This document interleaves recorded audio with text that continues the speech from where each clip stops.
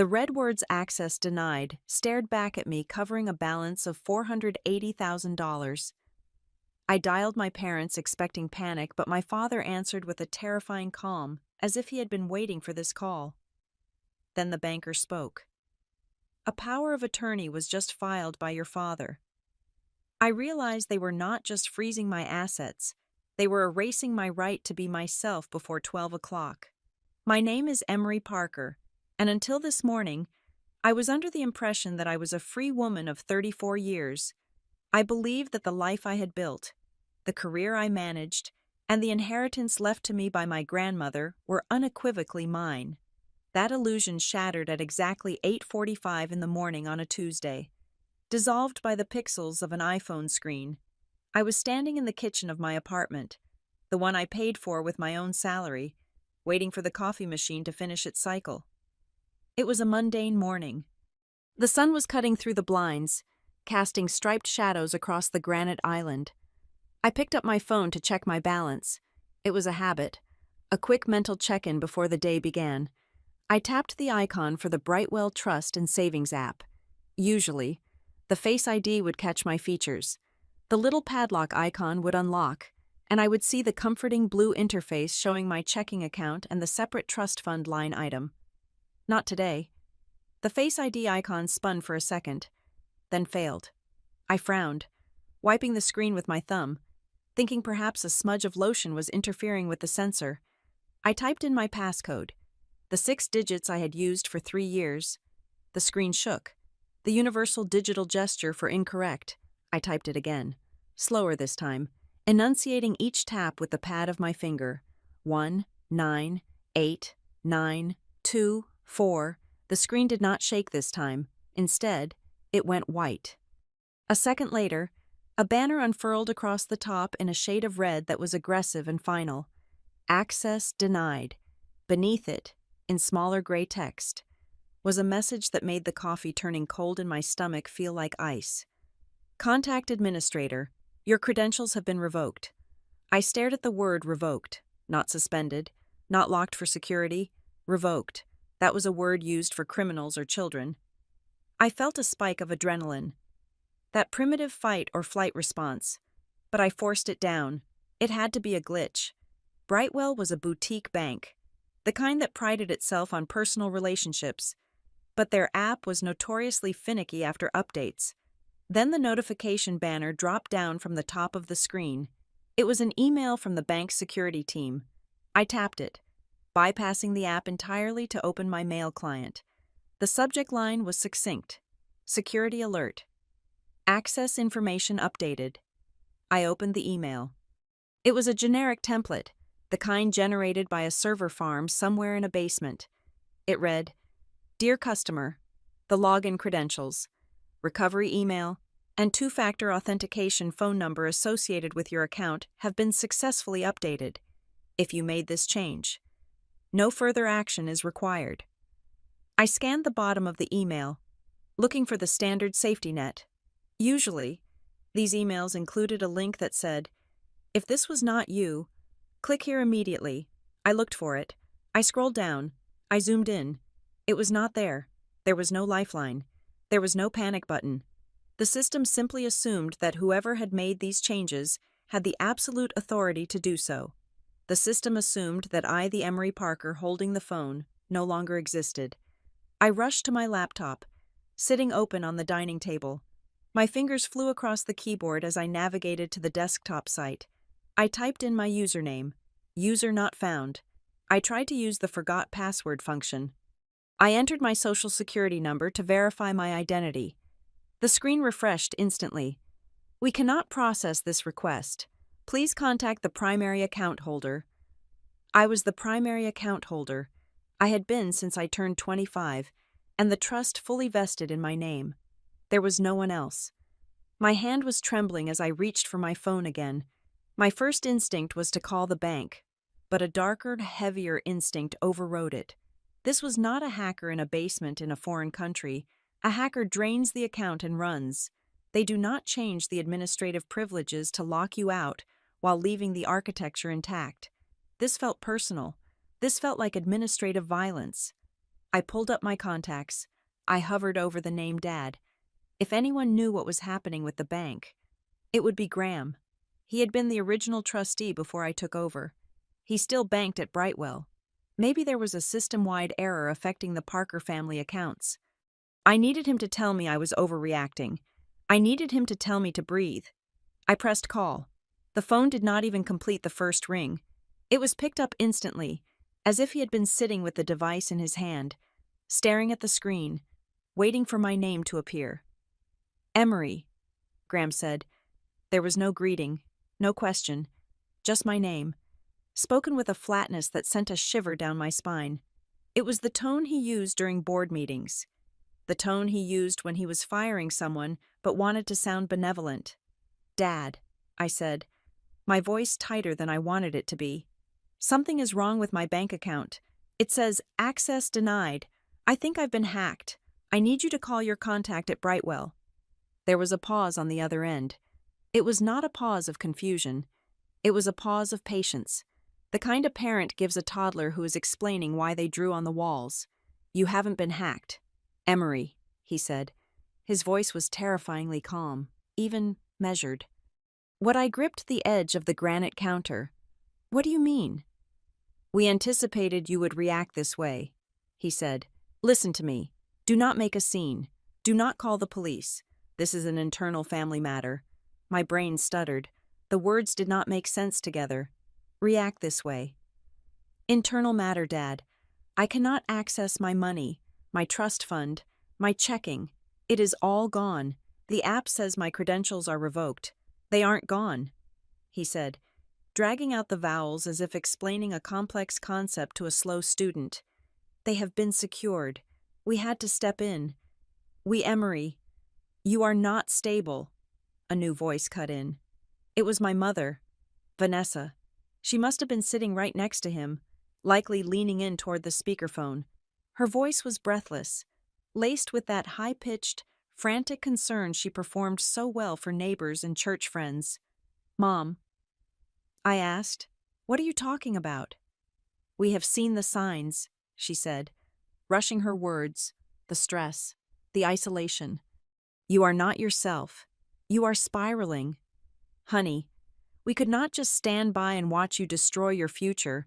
We are doing this because we love you. The family will manage the accounts for a time, just until you are better. I felt the blood drain from my face. I looked around my pristine kitchen, my organized life. I had a job as a senior data analyst. I paid my taxes. I went to Pilates 3 times a week. I had never been hospitalized. I had never been arrested. I had a credit score of 820. I am perfectly fine. I said, my voice dropping an octave. I am 34 years old. You cannot just take my money. That is theft. It is a conservatorship measure, Graham corrected, his voice overlapping mine, crushing my protest with legal weight. A power of attorney. It was necessary. You do not have my power of attorney, I snapped. I never signed anything. Technically, Sloane's voice chimed in. I froze. My younger sister was there too.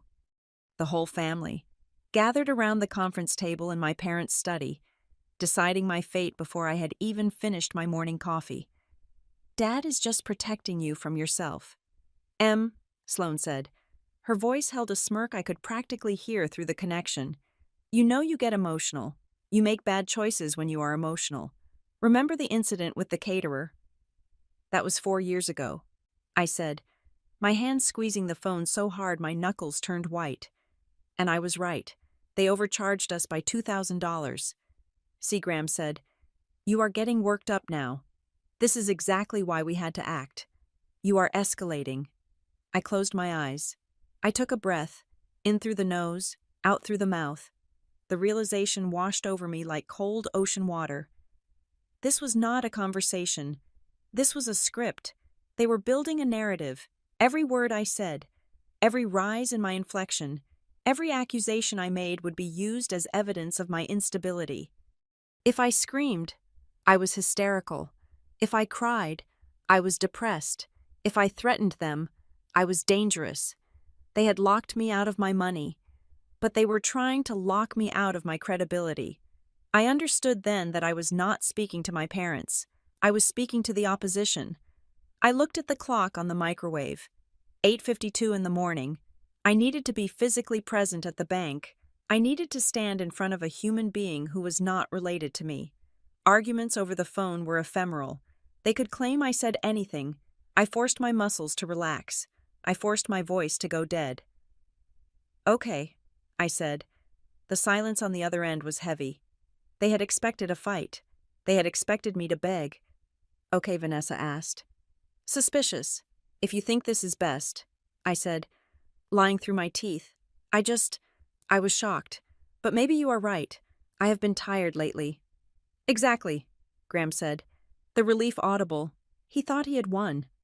He thought he had bullied me into submission in under 3 minutes. "We will handle the finances. You just focus on getting well. We can discuss an allowance next week." An allowance. The word tasted like ash. "Okay," I repeated. "I am going to go lie down." "Good girl," Graham said. I pressed the red button to end the call. The silence of the apartment rushed back in, but now it felt different. It felt like a siege. I did not go lie down. I walked to the entryway and grabbed my car keys. My hands were steady now. The shock had burned off, replaced by a cold, sharp clarity. They had the digital keys, but they did not have me. Not yet.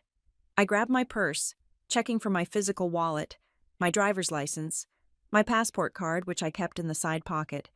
I took a folder of documents from my desk, tax returns from last year. Hard copies I kept because I was paranoid.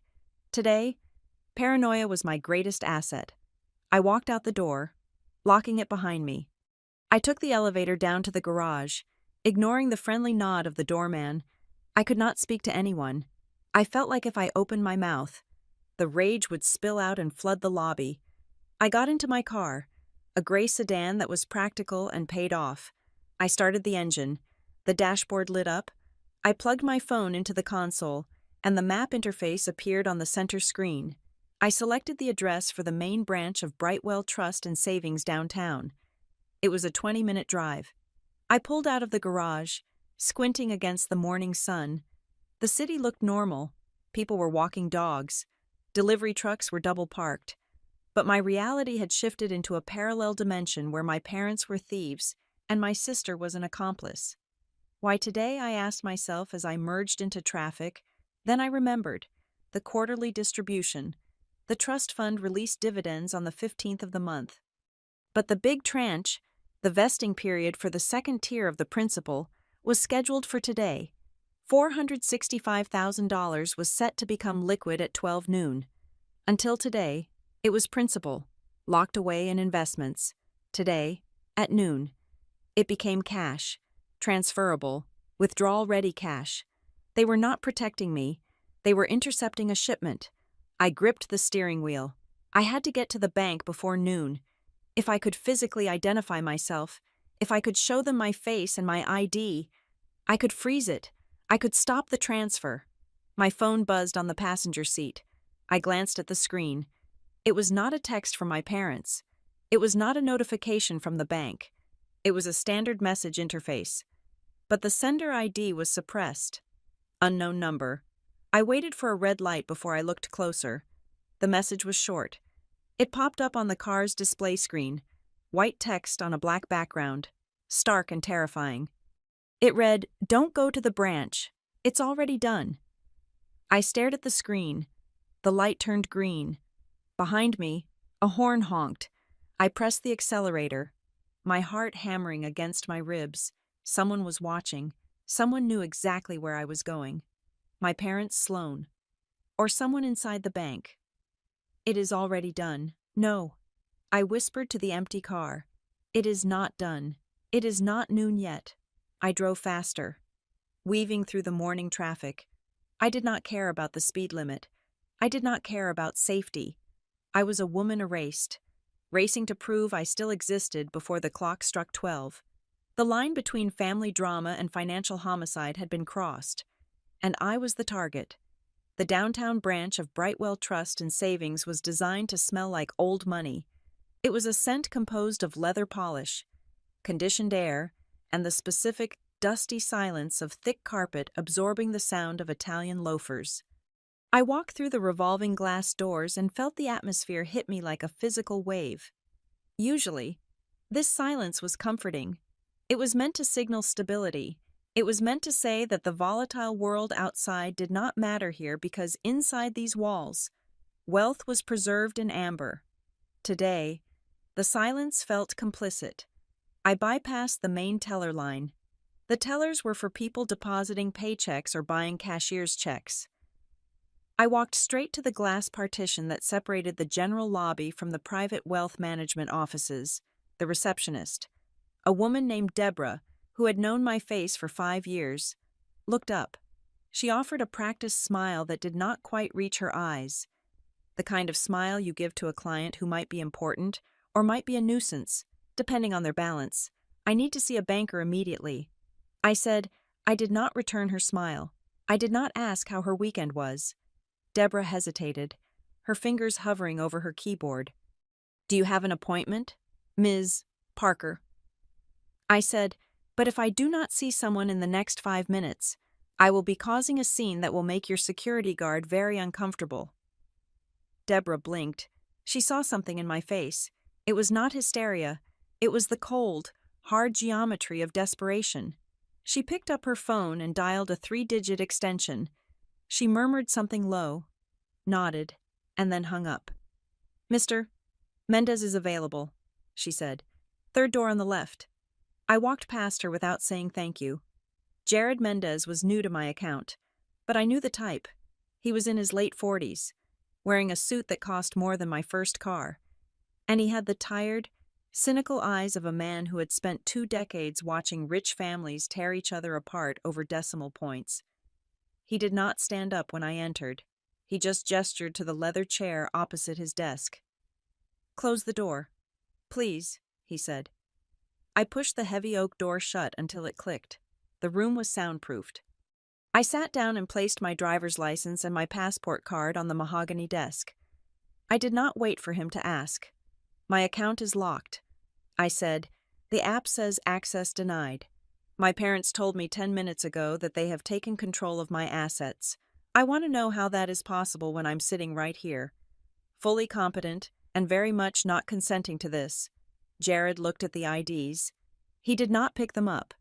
He turned to his dual monitors and began to type. The sound of his keystrokes was loud in the small room.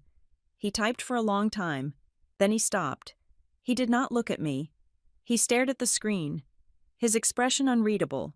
He tapped a key, waited, and tapped it again. Then he leaned back in his chair, clasping his hands over his stomach. "Ms.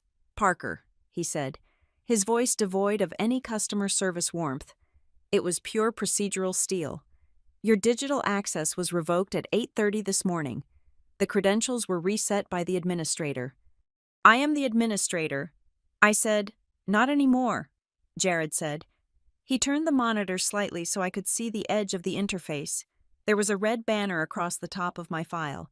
It looked just like the one on my phone, but here it had a code attached to it. "The system shows that a power of attorney document was filed and processed yesterday afternoon," Jared said. "It grants full administrative control over your trust and personal checking accounts to the agent named in the document." He looked at the screen again. "Graham Parker." He read. I felt a surge of nausea, but I swallowed it down. I sat up straighter. "I did not sign a power of attorney," I said. My voice was steady. "I have not signed a legal document in 6 months. I have not authorized my father to act on my behalf. Whatever you have in that system is a forgery." Jared looked at me then. He really looked at me. He was assessing me, looking for dilated pupils, looking for tremors, looking for the instability my parents had claimed existed. He was trying to decide if I was a victim or a liability. "The document was notarized," he said. "It includes a physician's capacity statement declaring you temporarily unfit to manage financial affairs due to an acute mental health crisis." I let out a short, sharp laugh. It was a reflex. "I am a data analyst at a Fortune 500 company." I said, "I was at work yesterday. I have never seen a psychiatrist in my life. My father is lying." Jared did not argue. He did not agree. He simply turned back to the keyboard. If you are challenging the validity of the power of attorney, that is a legal matter, he said. We can file a dispute, but that takes time. The legal department has to review the notary log. They have to contact the physician. I do not have time. I said. I leaned forward. Why did they do it today? Jared. Why this morning? Jared hesitated. He clicked open a submenu on his screen. His eyes narrowed slightly. Because there is a transaction pending, he said softly. I knew it. The validation felt like a punch to the gut. How much, I asked. Jared looked at the numbers. $465,000. He said. I closed my eyes for a second. That was it. That was the vesting amount. That was my freedom. It is scheduled for a wire transfer. Jared continued. Reading the data, destination is an external account. The wire is queued for release at 12 noon today. I looked at the clock on the wall. It was 9:15. Stop it, I said. Cancel the wire. Jared shook his head. I cannot just cancel it. Ms. Parker, not while the account is under a power of attorney that the bank currently recognizes as valid. If I cancel it based on your verbal instruction, I am violating the instructions of the legal representative on file. If Graham Parker is your legal guardian in the system, he has the right to move that money. So you are going to let him steal $500,000 from me because he filled out a form I asked. My voice rose, just a fraction. Jared held up a hand. I did not say that. I said I cannot just cancel it, but I can pause everything. He leaned forward, his elbows on the desk. If you tell me right now, formally, that this is theft, I have to open a fraud case. Standard procedure for internal family fraud allegations is aggressive. It is a nuclear option. Explain. I said, if I flag this as fraud, I place a hard freeze on the entire portfolio. Jared said, we call it a fraud hold. It stops all outgoing money. It cancels all pending wires, including the ones scheduled for noon. It revokes all access cards, all check writing privileges, and all digital logins. He paused to let that sink in. It locks him out, Jared said, but it also locks you out. If I press this button, nobody touches a dime of this money until our corporate security team and potentially the police clear the title. It could take weeks. It could take months. You will not be able to buy groceries with these accounts. You will not be able to pay rent. You will be frozen. I looked at the cursor blinking on his screen. If I do not do it, I asked, then the wire goes out at 12 noon. Jared said, once it leaves the bank, it is gone. We cannot pull a wire back from an external institution once it clears. The choice was binary. I could be poor for a few months, or I could be poor forever. My parents had calculated this.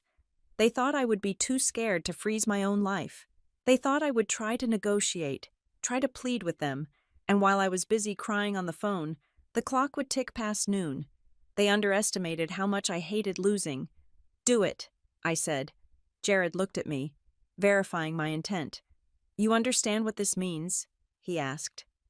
You are cutting off your own supply. I would rather starve than let them win. I said, lock it down. Freeze everything. Jared nodded. It was a small, sharp movement. He respected that. He began to type rapidly. He navigated through several security screens. I watched as he entered a code. Then another. A new window popped up. Bright yellow. Initiating fraud protocol level 3, he muttered, more to himself than to me. Suspected familial exploitation. Unauthorized instrument. He hit the enter key with a definitive snap. Done, he said. The pending transfer status has changed to suspended. The account is frozen. I let out a breath I did not know I was holding. My shoulders dropped. I was safe. For now. The money was not mine. But it was not theirs either. It was in purgatory. Jared did not relax. He kept looking at the screen, scrolling through the log of activity that had occurred over the last 24 hours. He frowned. Ms. Parker, he said, I need to ask you a standard verification question. It is part of the fraud intake form. Okay, I said. He turned his chair to face me fully. His expression was serious. To the best of your knowledge, has your identification been lost or stolen recently? No. I said. He nodded. Then he asked the next question. The question that changed the temperature in the room. Were you in this branch yesterday? He asked. I shook my head. No. I told you. I was at work all day. I work in the financial district, 20 miles from here. I did not leave the office between 8 in the morning and 6 in the evening. I can pull my badge logs if you need them. Jared looked at me. Then he looked at the screen. Then he looked back at me.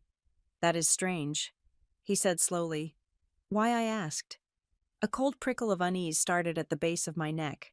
Because the power of attorney was not mailed in. Jared said, it was not faxed. It was not uploaded through the portal. He tapped the screen with his index finger. It was presented in person. He said, at this branch, yesterday at 2:15 in the afternoon. I stared at him. The room felt suddenly very small. My father was here, I asked. Yes, Jared said. Graham Parker was here. But he was not alone. He turned the monitor all the way around so I could see the notes in the compliance log. The notes said, primary account holder present for verification. ID checked. Signature witnessed in person. Jared looked me in the eye. According to our records, Ms. Parker, you were here yesterday. You sat in a chair. You showed your ID. And you signed that document in front of a notary. I felt the blood drain from my face. That is impossible, I whispered. Jared did not blink. If you were not here, he said, his voice dropping to a hush, then who was the woman sitting next to your father? The question hung in the air between us, heavy and terrifying. It was one thing to steal my money using paper and digital tricks. It was another thing entirely to bring a physical human being into the bank to wear my face. They had not just forged a signature, they had cast an actress. I looked at the closed door of the office. Suddenly, the quiet bank did not feel safe at all. It felt like a stage where a play had been performed, and I was the only one who did not know my lines. I need to see the security footage, I said. Jared nodded slowly. I think you do, he said. He reached for the phone. This was no longer just a financial dispute. We had crossed the line into criminal impersonation, and as Jared picked up the receiver to call the security department, I realized that my parents were not just greedy, they were meticulous, and they had found someone who looked enough like me to fool a bank. But they had forgotten one thing. I was still here, and I had just frozen the assets they had gone to such great lengths to steal. The war had officially begun. The monitor on Jared's desk was high definition, crisp enough to show every pixel of the document that had stolen my life. He rotated the screen further toward me, maximizing the window so the PDF filled the entire display. It was the power of attorney. I leaned in, my breath catching in my throat. Seeing your own name on a legal document you did not touch is a violation that feels physical. It is like watching a video of yourself sleeping. Look at the signature, Jared said. He did not point. He let me find it. I scanned to the bottom of the second page. There it was. Emery, a Parker. It was written in blue ink. At a glance, it was perfect. The slant was right. The loop of the P was aggressive, just the way I wrote it. But as I stared at it, the uncanny valley effect took over. It was my signature, but it was dead. The rhythm was wrong. When I signed my name, the connection between the R and the Y is a single, fluid motion. Here, there was a microscopic hesitation, a tiny accumulation of ink where the pen had paused. The forger had lifted their hand, perhaps to check a reference.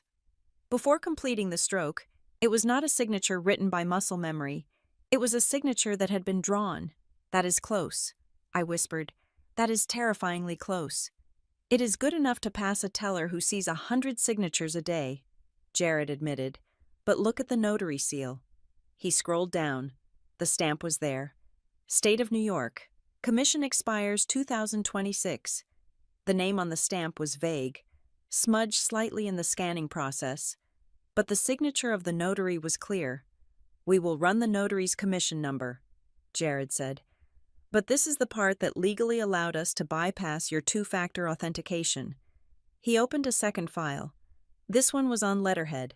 The header read, Crestview Psychiatric Partners. I have never heard of them, I said immediately. Read the body text, Jared said. I read it. The letter was dated 2 days ago. To whom it may concern. I am the attending physician for Ms. Emery Parker.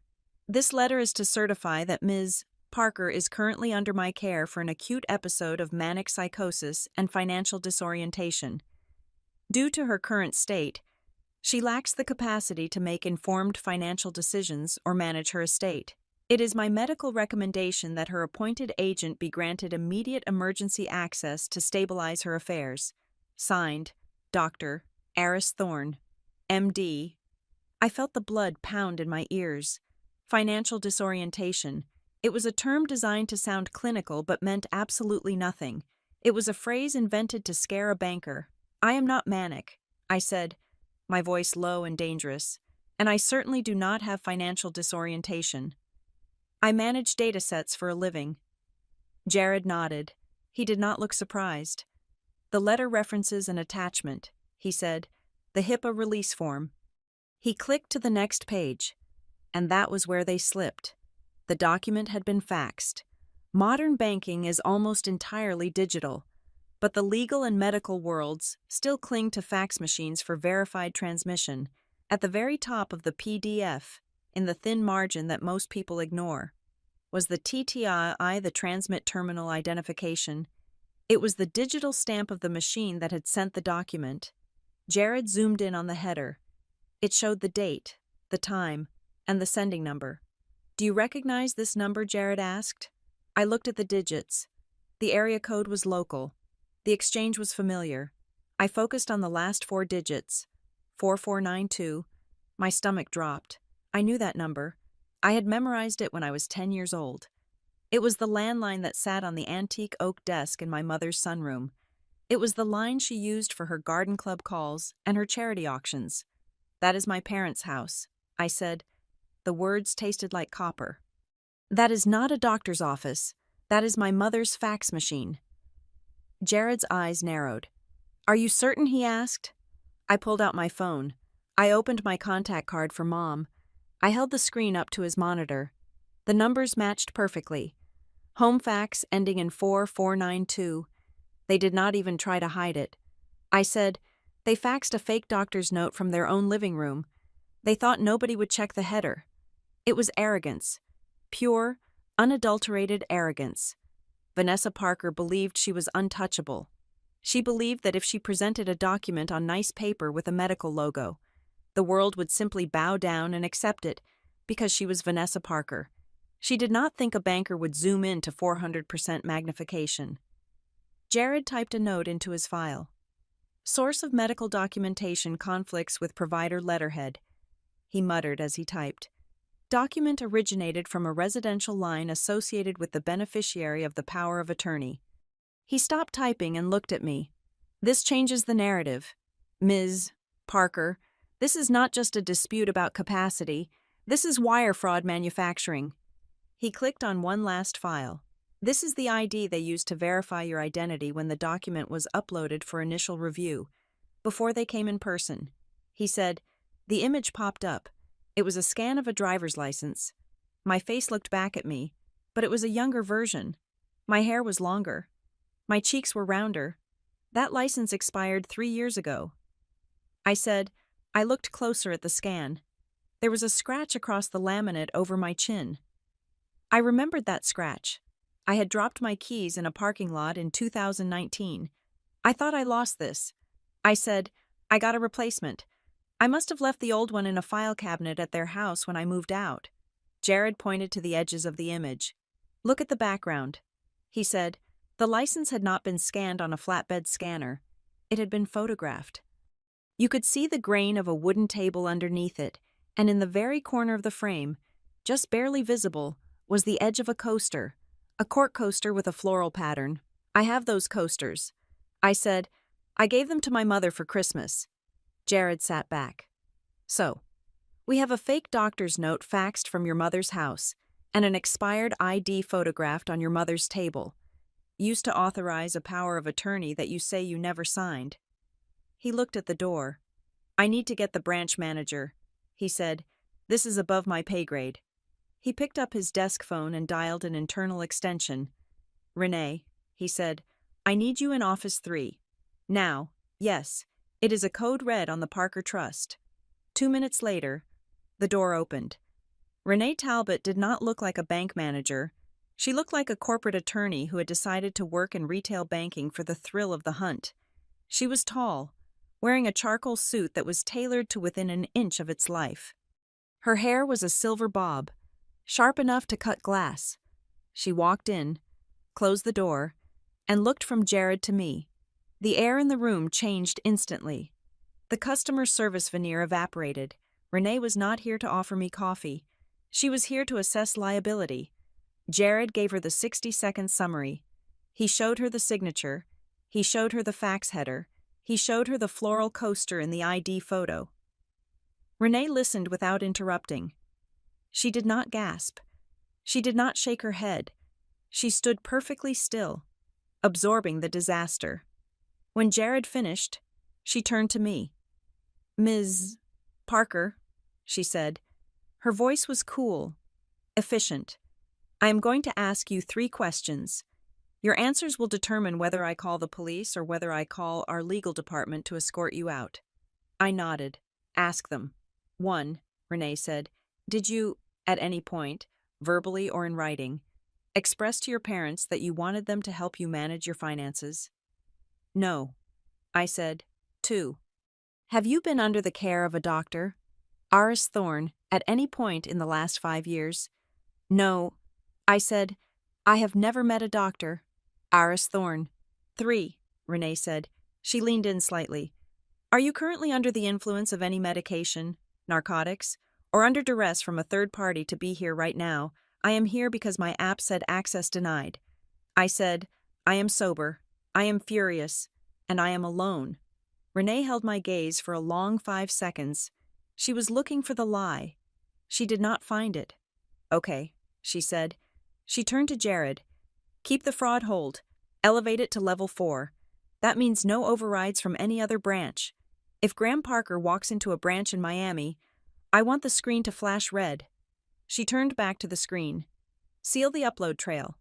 She commanded, "I want the metadata from that fax header preserved. Do not just screenshot it. Archive the raw log file.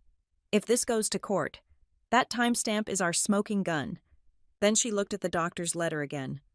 "I want verification on this notary and this doctor." She said, "Do not call the number on the letterhead. Find the independent listing for Crestview Psychiatric Partners, if it even exists. Call their main switchboard. Ask for Dr. Thorne. Ask if he has a patient named Emery Parker. Record the call." She looked at me. "And you?" she said. She slid a piece of paper across the desk. It was a blank affidavit.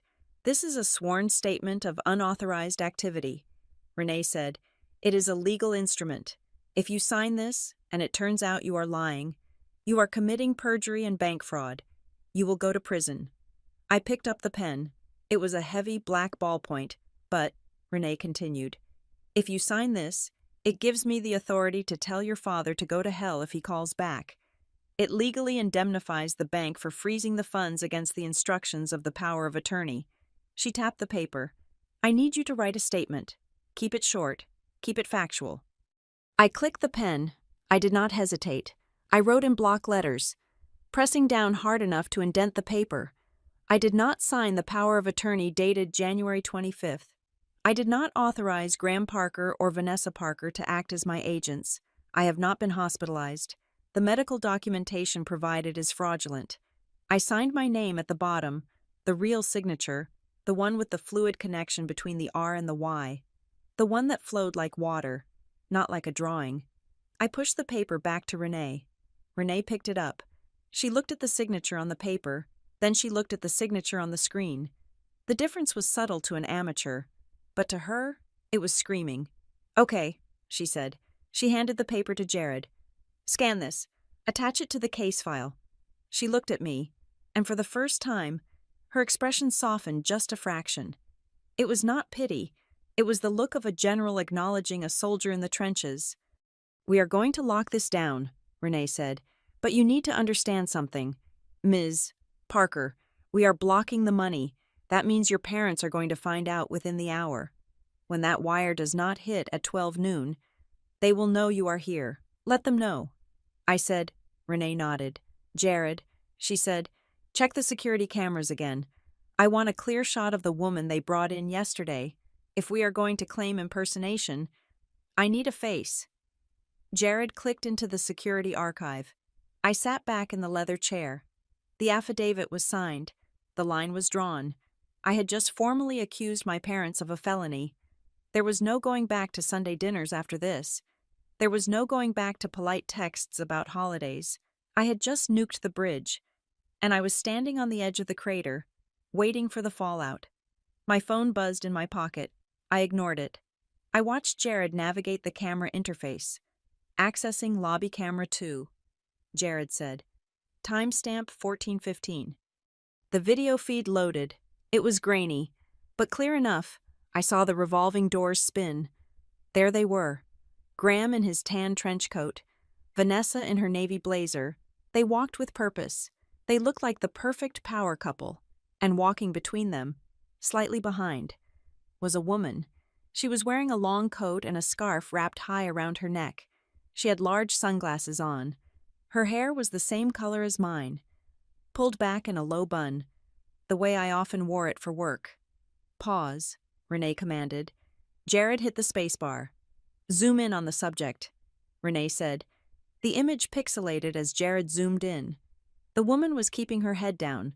It was a smart disguise, generic enough to pass, specific enough to match the ID, if you did not look too closely. But then, I saw it. Jared. I said, advance it frame by frame. Look at her arm when she reaches for the counter. Jared tapped the arrow key. Click, click, click. The woman in the video reached out to take the pen from the teller. As she did, her coat sleeve rode up just an inch. There, on the inside of her wrist, was a dark smudge. Zoom in. I said, it was blurry, but it was undeniable. It was a tattoo, a small black geometric shape. I do not have a tattoo. I said. Renee leaned closer to the screen. That is your proof, she said. That is the biological inconsistencies we need. She stood up straight. Jared, export that frame. Save it to the chain of custody. She looked at me. We are calling the police. Ms. Parker, this is no longer a civil dispute. This is identity theft in progress inside a federally insured institution. The reality of her words hit me. Police. Cops. My parents in handcuffs. No. They were too smart for that. They would talk their way out of it. They would blame the illness. But the police meant a report. A report meant a paper trail that Graham could not bribe away. Do it, I said. Call them. Renee picked up the phone on the desk. She did not dial 911. She dialed a direct line. This is Renee Talbot at the downtown branch. She said into the receiver, I have a priority fraud situation. Impersonation of an account holder. Suspects are likely still in possession of compromised identity documents. Yes, we need a unit. She hung up. They are on their way. She said. I looked at the frozen image of the woman on the screen, the fake Emery. Who was she? How much had they paid her? Or was she someone who owed them a favor? My parents had turned my identity into a costume. They had handed it to a stranger and said, Here, go be her so we can rob her. I felt a cold rage settle in my chest, displacing the fear. I was not the victim anymore. I was the witness. And I was going to make sure that every single piece of paper, every fax header, and every pixel of surveillance footage was used to bury them. The silence in the office following Renee's call to the police was heavy, filled only by the hum of the computer tower and the distant, muffled sounds of commerce outside the door. We were no longer just banker and client. We were co-conspirators in a siege. Jared turned the monitor so that the screen faced the center of the room, creating a makeshift theater for the horror show we were about to watch in high definition. I need the security feed isolated, Renee said, her voice dropping to a command frequency. She was standing behind Jared's chair, her arms crossed, her eyes locked on the display. Pull the lobby wide angle and the teller counter close up. I want to see their faces. I want to see their hands. Jared typed a command, and the screen split into 4 quadrants.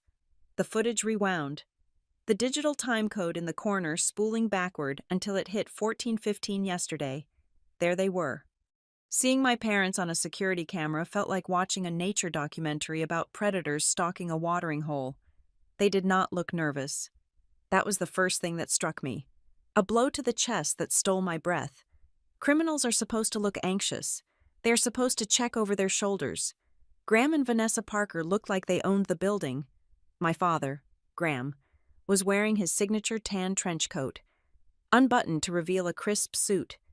He walked with that wide, expansive stride, the walk of a man who expects doors to open before he reaches them. He approached the teller line not with hesitation, but with an air of benevolent impatience. My mother, Vanessa, was on his right. She was doing most of the acting. I watched her lean in toward the teller, her hand fluttering to her chest, performing the role of the distraught mother. I could practically hear her voice through the silent video, the breathless explanation about her poor, unstable daughter. And then, there was the third figure, the imposter. She walked between them, flanked like a prisoner or a protected asset. She was smaller than me, slightly, but she wore a coat that was oversized. Swallowing her frame, she wore a scarf wrapped high, covering her chin and mouth, and large, dark sunglasses that obscured her eyes. It was a caricature of illness. It was exactly what someone looks like when they are trying to hide a hangover or a bad plastic surgery. But my parents had clearly sold it as a mental breakdown. She sat down on the stool at the counter. Her posture was slumped, defeated. It was a good performance. She looked like a woman who had given up on the world, a woman who needed her daddy to handle the big, scary numbers. "It makes me sick," I said, the words tasting like bile. "They made me look weak." "They made you look compliant," Renee corrected. "Watch the interaction." I watched. The teller, a young man I did not recognize, pushed a document across the marble counter. It was the power of attorney. The woman, the fake Emery, did not even read it. She just reached out. "Freeze it there," Renee said. Jared hit the spacebar. The image halted. The woman's hand was extended, holding the pen. Her coat sleeve had ridden up as she reached forward. It was a small detail, a failure of costume design. "Zoom in on the right wrist," Renee ordered. The image expanded, the pixels blurred, then sharpened as the software processed the frame. There it was, a tattoo. It was small, maybe an inch across. It looked like a geometric fox or a wolf. Sharp lines in black ink. It was modern, trendy, and completely undeniable. I rolled up my own right sleeve. I placed my arm next to the screen. My skin was bare, pale, unblemished, and utterly devoid of ink. "I have no tattoos," I said, my voice shaking with a cold rage. "I have never had a tattoo. I have never even considered a tattoo." Renee looked from my arm to the screen, then back to my arm. She nodded. A single, sharp movement of confirmation. Biometric mismatch. She stated, "It is definitive." Jared stared at the screen, his face pale. He looked at the fake Emery, then at me. "So they brought someone here to play you," he said. The sentence hung in the air, vibrating with a horrifying implication. This was not just theft. Theft is taking a wallet. Theft is hacking a password. This was something far more intimate and far more violative. They had cast a role. They had held auditions. Or perhaps they had just called in a favor. But they had physically replaced me in the narrative of my own life. They had erased me and inserted a puppet who would sign away my future without reading the fine print. "Who is she?" I whispered. "She looks familiar, the way she sat, the tilt of her head." It was uncanny. It was like looking at a distorted mirror. "We will find out," Renee said. She tapped the desk. "Jared, capture that frame. I want the chain of custody log started now. Timestamp it. Hash the file. This image does not leave the secure server until the police request it." She turned to me. "This is no longer an internal dispute. Ms. Parker," she said, "this is bank fraud, conspiracy, and identity theft. We are locking this branch down. I sat back in the chair, my hands gripping the armrests. I felt a strange detachment, a numbness that starts at the fingertips and works its way inward. It was a survival mechanism. If I felt the full weight of this betrayal right now, I would shatter. And I could not shatter. My parents were counting on me shattering. They were banking on it, literally. "I need you to stay in this room," Renee said. "When the officers arrive, they will want to speak to you first. Do not go to the lobby. Do not call anyone." "I am not calling anyone," I said. "I have no one left to call." 10 minutes passed. The silence in the room stretched thin. I watched the second hand on the wall clock tick, tick, tick. Every second was a second closer to noon. But we had beaten the clock. The money was frozen. The wire was dead. Then, there was a knock at the door. It was not a frantic knock. It was authoritative. 3 sharp raps. Deborah, the receptionist, opened the door. She looked pale. Behind her stood 2 uniformed officers. They did not come in with sirens screaming. They did not have guns drawn. Their arrival was quiet, terrifyingly mundane. It was the silent weight of the state entering a private family matter. One officer was a woman, tall with her hair in a tight bun.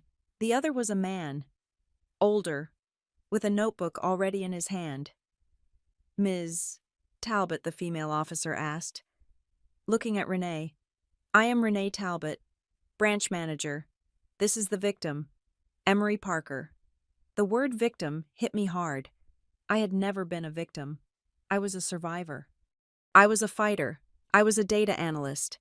But in the eyes of the law, right now, I was a victim. The officers stepped into the room. The space suddenly felt very crowded. "I am Officer Brooks," the woman said. "This is Officer Keene. We received a call regarding an active identity fraud situation." Officer Keene looked at me. He did not smile.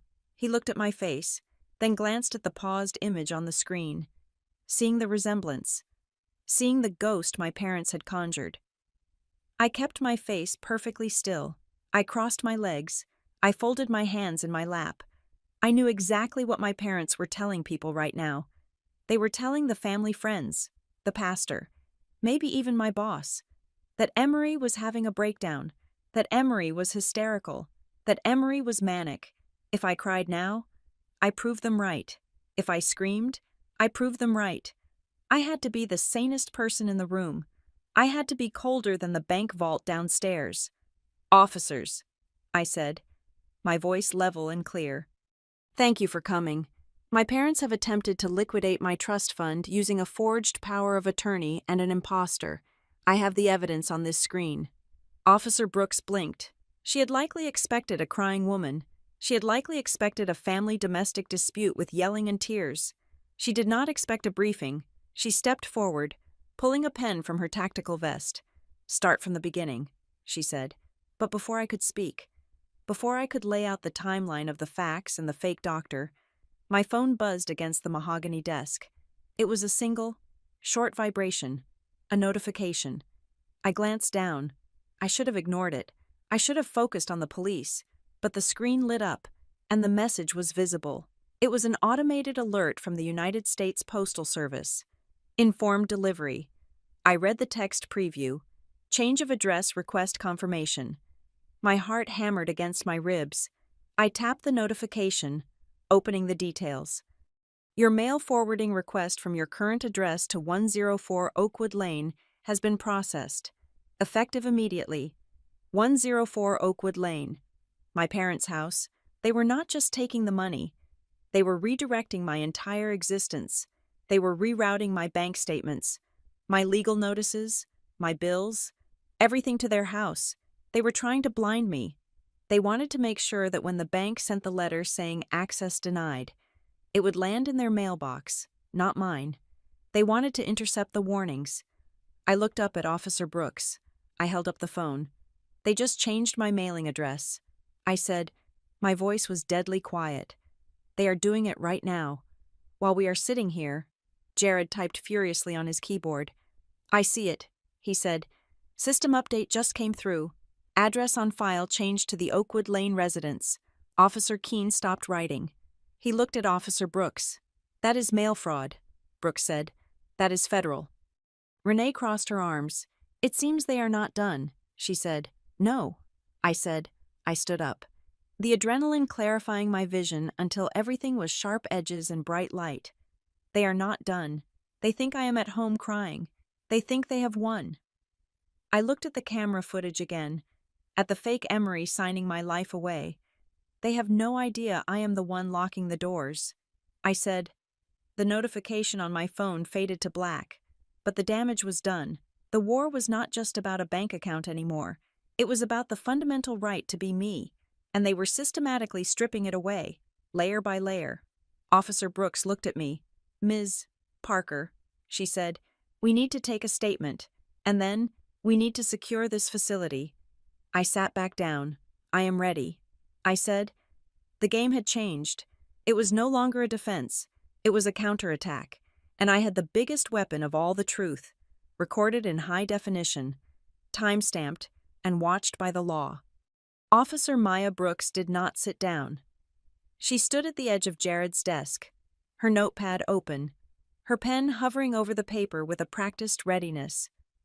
Officer Daniel Keene stood by the door, his posture relaxed but his eyes scanning the room, absorbing the details of the bank office that had become a crime scene.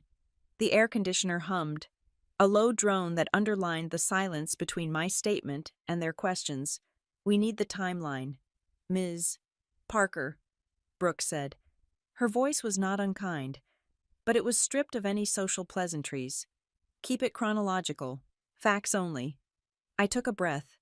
The adrenaline that had driven me to the bank was beginning to curdle into a cold, hard knot in my stomach. I looked at the affidavit I had just signed. It felt like a declaration of war. At 8:45 this morning, I attempted to log into my Brightwell Trust and Savings app. I began. My voice was steady, surprising even me. I received an access denied message. I immediately checked my email and found a security alert stating my credentials had been updated. There was no link to dispute the change. Brooks wrote this down, her pen scratching audibly against the paper.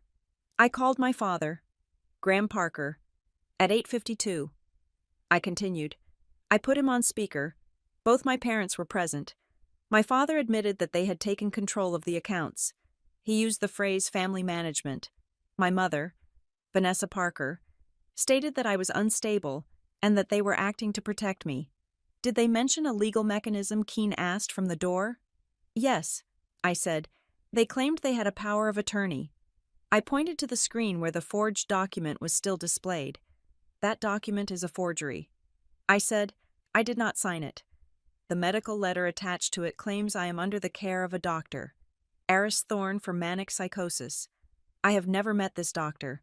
I have never been diagnosed with a mental illness. And the fax header on the top of that medical letter matches my parents' home landline. Not a medical office." Keene stepped forward to look at the screen. He squinted at the fax header Jared highlighted. "That is bold," Keene muttered. "There is more," I said. I looked at Jared. "Show them the transfer." Jared clicked the mouse. "At 12 noon today, a wire transfer for $465,000 is scheduled to leave my trust account." Jared said, "The destination is an external account. It is a liquidation." I said, "They are draining the principal." Brooks looked up from her notes. "And the woman in the video?" she asked. Jared pulled up the frozen frame of the imposter. "The woman with the sunglasses and the scarf. The woman with the tattoo on her wrist. That is not me." I said, "I have no tattoos. That woman impersonated me yesterday at 14:15 to file the paperwork in person." Keene nodded slowly. He looked at me, then at the screen. The physical difference was subtle to a casual observer, but with the tattoo pointed out, it was glaring. "Okay," Keene said. He closed his notebook for a moment. "We have the fraud. We have the forgery. We have the identity theft. But in domestic financial cases, the biggest hurdle is proving intent versus a misunderstanding. Parents often claim they thought they had permission." He looked me in the eye. "Do you have any text messages?" he asked. "Any emails?" Anything written where they admit to what they are doing. I shook my head. Not yet. They are smart. They keep it verbal. Send one. Keene said. I blinked. Now, right now. Keene said, send a text to your father. Ask him a direct question. Ask him why you are locked out. Do not accuse him of theft. Just ask why. See how he answers. If he answers with an explanation of the plan, he is admitting he knows about the lockout. I pulled my phone out of my pocket. My hands were shaking slightly. I opened the message thread with Graham. The last text was from 3 weeks ago, asking if I was coming for Sunday dinner. It felt like it was from a different lifetime. I typed, why am I locked out of my trust fund? I hit send. The room went silent. We all watched the phone sitting on the mahogany desk. 1 minute passed, then 2. The phone buzzed. Graham. I picked it up. The message was short. It was patronizing. It was exactly him. It read, we have to take action. Do not make this ugly. We are handling it. I handed the phone to Officer Brooks. She read it aloud. Do not make this ugly, she repeated. That is not a denial. That is management. She transcribed the text into her notebook. Jared, who had been quiet, suddenly sat up straighter. He was looking at a secondary monitor, reviewing the transaction history of my account from the previous day. Officers, Jared said, I found something else. We all turned to him. What is it? Renee asked. The wire for $465,000 is scheduled for today, Jared said, but there were 2 outgoing transactions yesterday, after the power of attorney was filed. I frowned. I did not get an alert for those. They were under the notification threshold, Jared said, and they were processed immediately because they were internal transfers. He turned the screen. Yesterday at 16:30 hours, a transfer of $4,000. Then, at 16:45 hours, a transfer of $9,500. Keene whistled low. Structuring. He said, what does that mean? I asked. Structuring is when you intentionally keep transactions under $10,000 to avoid triggering a federal currency transaction report. Jared explained, if you move $10,000 or more, the bank has to file a report with the government. By doing $9,500, they stayed just under the radar. It shows consciousness of guilt, Keene said. Honest people do not structure payments to avoid federal reporting. Only people who know they are doing something wrong do that. Where did the money go? I asked. Jared clicked on the destination account. It went to a new checking account opened yesterday at this branch. Jared said, he highlighted the account name, Parker Household Stabilization Fund. I stared at the name, Parker Household Stabilization. It sounded like a charity. It sounded like a relief effort. It was a title designed to make their theft look like a humanitarian mission. They were stabilizing the household. They were saving the family. And I was the disaster they were stabilizing. Who is the owner of that account? Brooks asked. Primary owner Graham Parker. Jared read. Authorized signer Vanessa Parker. So they opened a bucket to catch the money. Keene summarized. They tested the pipe with small amounts to make sure it worked. And today at noon, they were going to turn on the fire hose and drain the remaining $465,000. This was not an impulsive decision made because they were worried about me. This was an engineered financial extraction. They had built the infrastructure. They had tested the lines. My phone buzzed again. I looked down. This time, the name on the screen was Mom. I felt a spike of nausea. Vanessa never texted unless she wanted something. I opened the message. It was a block of text, long, rambling, and terrifying. I read it silently first, the words burning into my retinas. Emery, your father says you are asking questions. Stop it. If you try to fight this or involve outsiders, we will have no choice. We have the paperwork ready to file for emergency guardianship. Doctor, Thorne agrees you are a danger to your own future. Do not force us to make your medical history public. We just want to help. I felt the blood drain from my face. My hands went cold. This was not management. This was blackmail. I held the phone out to Officer Brooks. My hand was trembling. Read this, I whispered. Brooks took the phone. She read the message. Her expression did not change, but her posture stiffened. She read it again, slower this time. She looked up at Keen. Daniel, look at this. Keen stepped over and read the screen over her shoulder. His jaw tightened. She is threatening to file for guardianship if you report the theft. Keen said, she is threatening to label me insane. I said, she is saying that if I try to get my money back, she will tell a judge I am psychotic and lock me away legally. Officer Brooks placed the phone gently back on the desk. She looked at me with a new intensity. The distance of the professional interview was gone. In its place was the sharp, dangerous focus of a cop who has just realized the crime is worse than she thought. Ms. Parker, Brooks said, up until this text message, we were looking at fraud. We were looking at larceny. Those are property crimes. She tapped the phone with her index finger. But this is extortion. This is using the threat of a legal process and reputational damage to coerce you into allowing them to steal your assets. She turned to Keen. This is no longer just a financial investigation, she said. This is coercion. This is a person being held hostage by their own family using the legal system as a weapon. Keen nodded. I am updating the report, he said. We need to document that text verbatim. Screenshot it. Email it to the evidence locker immediately. Renee, the branch manager, spoke up from the corner. Does this change how we handle the funds, she asked. It changes everything, Brooks said. She looked at me. Ms. Parker, your parents are not just trying to steal your money. They are building a trap. If you had not come in here today, if you had not frozen that account, they would have drained the money and then filed for guardianship anyway to keep you from suing them. They would have used your lack of funds as proof that you could not take care of yourself. The realization hit me like a physical blow. That was the plan. It was a perfect circle. Steal the money to make me destitute. Use the destitution to prove I was incompetent. Get guardianship to cover the theft. They were going to erase me, completely. I looked at the phone. The message from my mother sat there, glowing on the screen. It was meant to silence me. It was meant to send me back to bed, terrified and compliant. Instead, it was the final nail in their coffin. Officer Brooks looked at me. We have enough, she said. We have the video. We have the structuring. We have the fake notary. And now, we have the threat. She turned to Jared. Is the account fully locked, she asked. Jared nodded. Fraud hold level 4. Nothing moves. Good, Brooks said, because we are going to need those records for the district attorney. She turned back to me. Ms. Parker, I need to ask you a difficult question. Do you feel safe going home?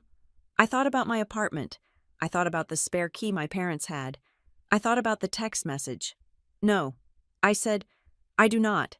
Then we need to get you a temporary protective order. Brooks said, and we need to get it now. My phone buzzed a third time. I looked down. It was an email notification. From the bank. New trusted contact added. I looked at Jared. They are trying to add a contact. I said. Jared looked at his screen. They are trying to add themselves as the primary contact for password resets.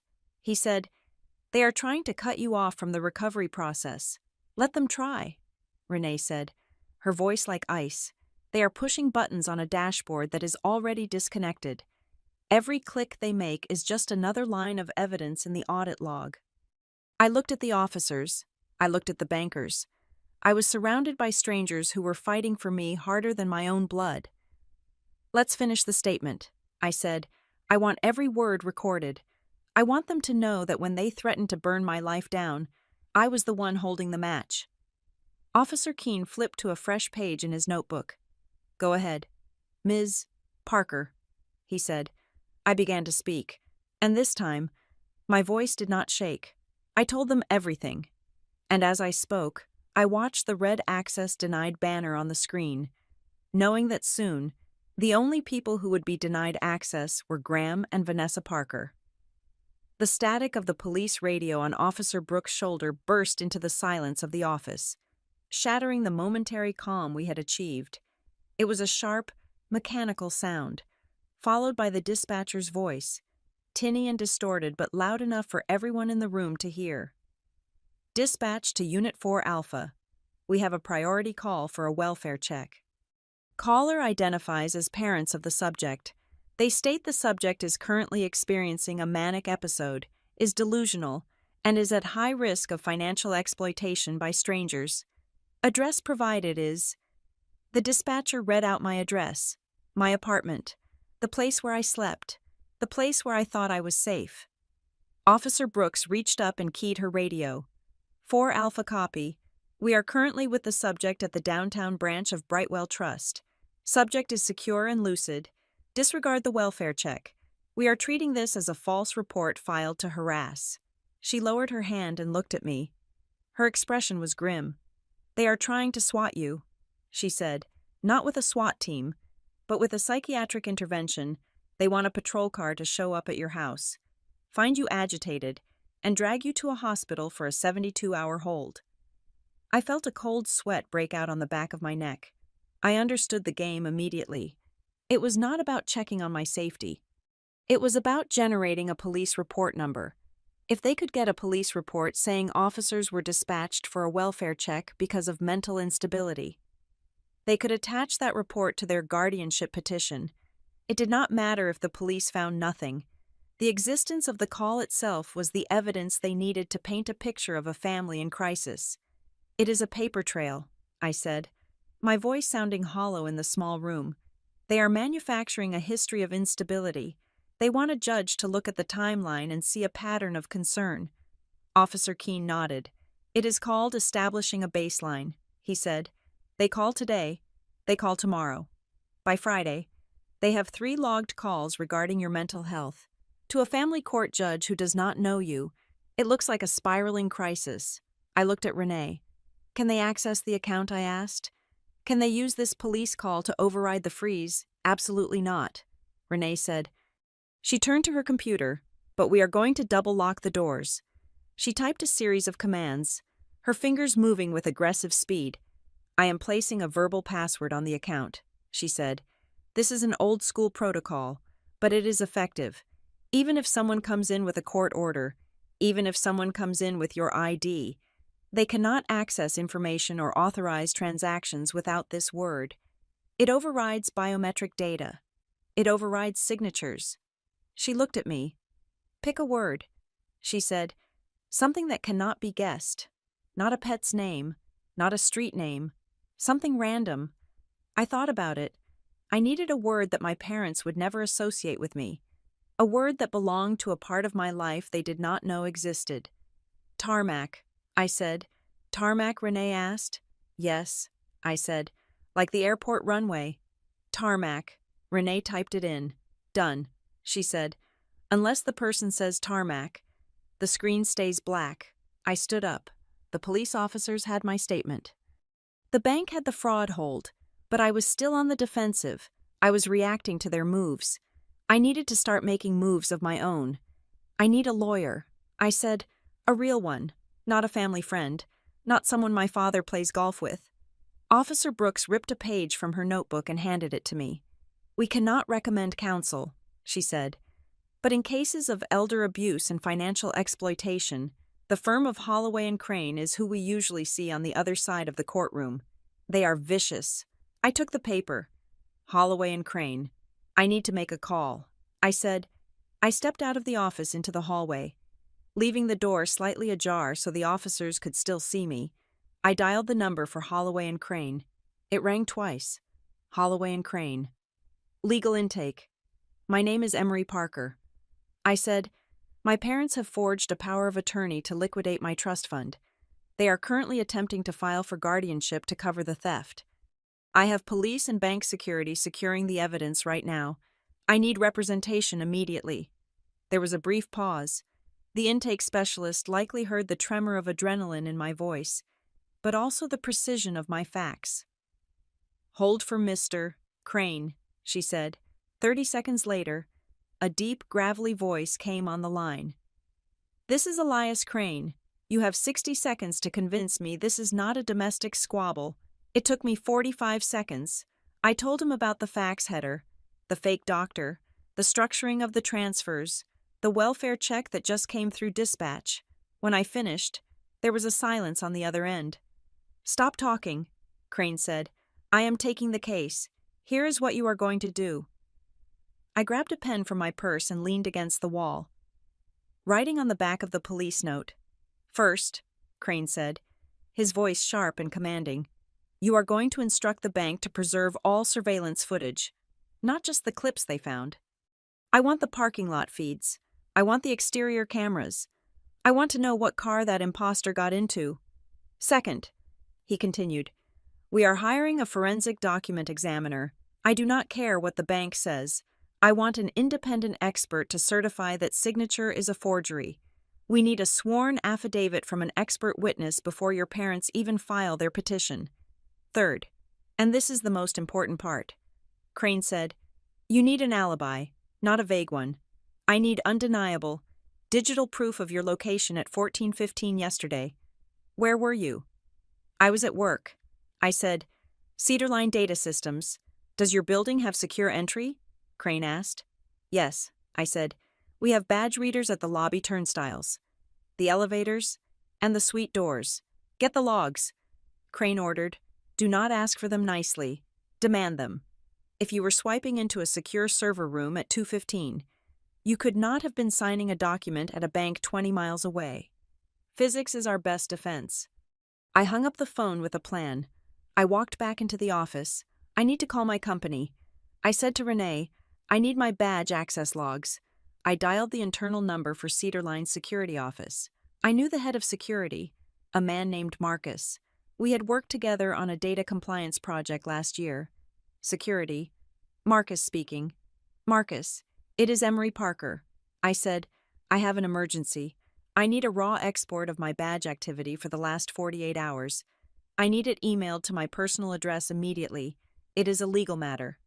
There was a hesitation on the line. It was not the hesitation of a busy man.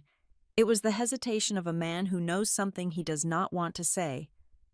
Emery, Marcus said slowly. I was just about to call you.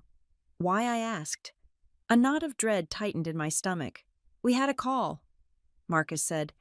About 20 minutes ago. It came through the anonymous ethics hotline, but the caller ID was blocked. What did they say? I asked, though I already knew. The caller stated that you were suffering from a mental health crisis and that you might be leveraging your access to sensitive client data to embezzle funds. Marcus said they used the word unstable multiple times. They said they were a concerned family member trying to protect the company from liability. I closed my eyes. They had opened a second front. They were not just coming for the trust fund. They were coming for my salary. They were scorching the earth. If I lost my job, I would lose my health insurance. I would lose the income I needed to pay for a lawyer. I would be financially crippled, making me the perfect candidate for guardianship. Marcus, I said, my voice shaking with fury. That call was from my parents. I am currently sitting in the office of Brightwell Trust with 2 police officers. My parents just attempted to steal $465,000 from me.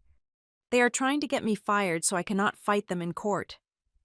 There was a stunned silence on the other end. I have a police case number. I said, I have a fraud report. I am sending you all of it. I want you to flag that hotline call as malicious harassment.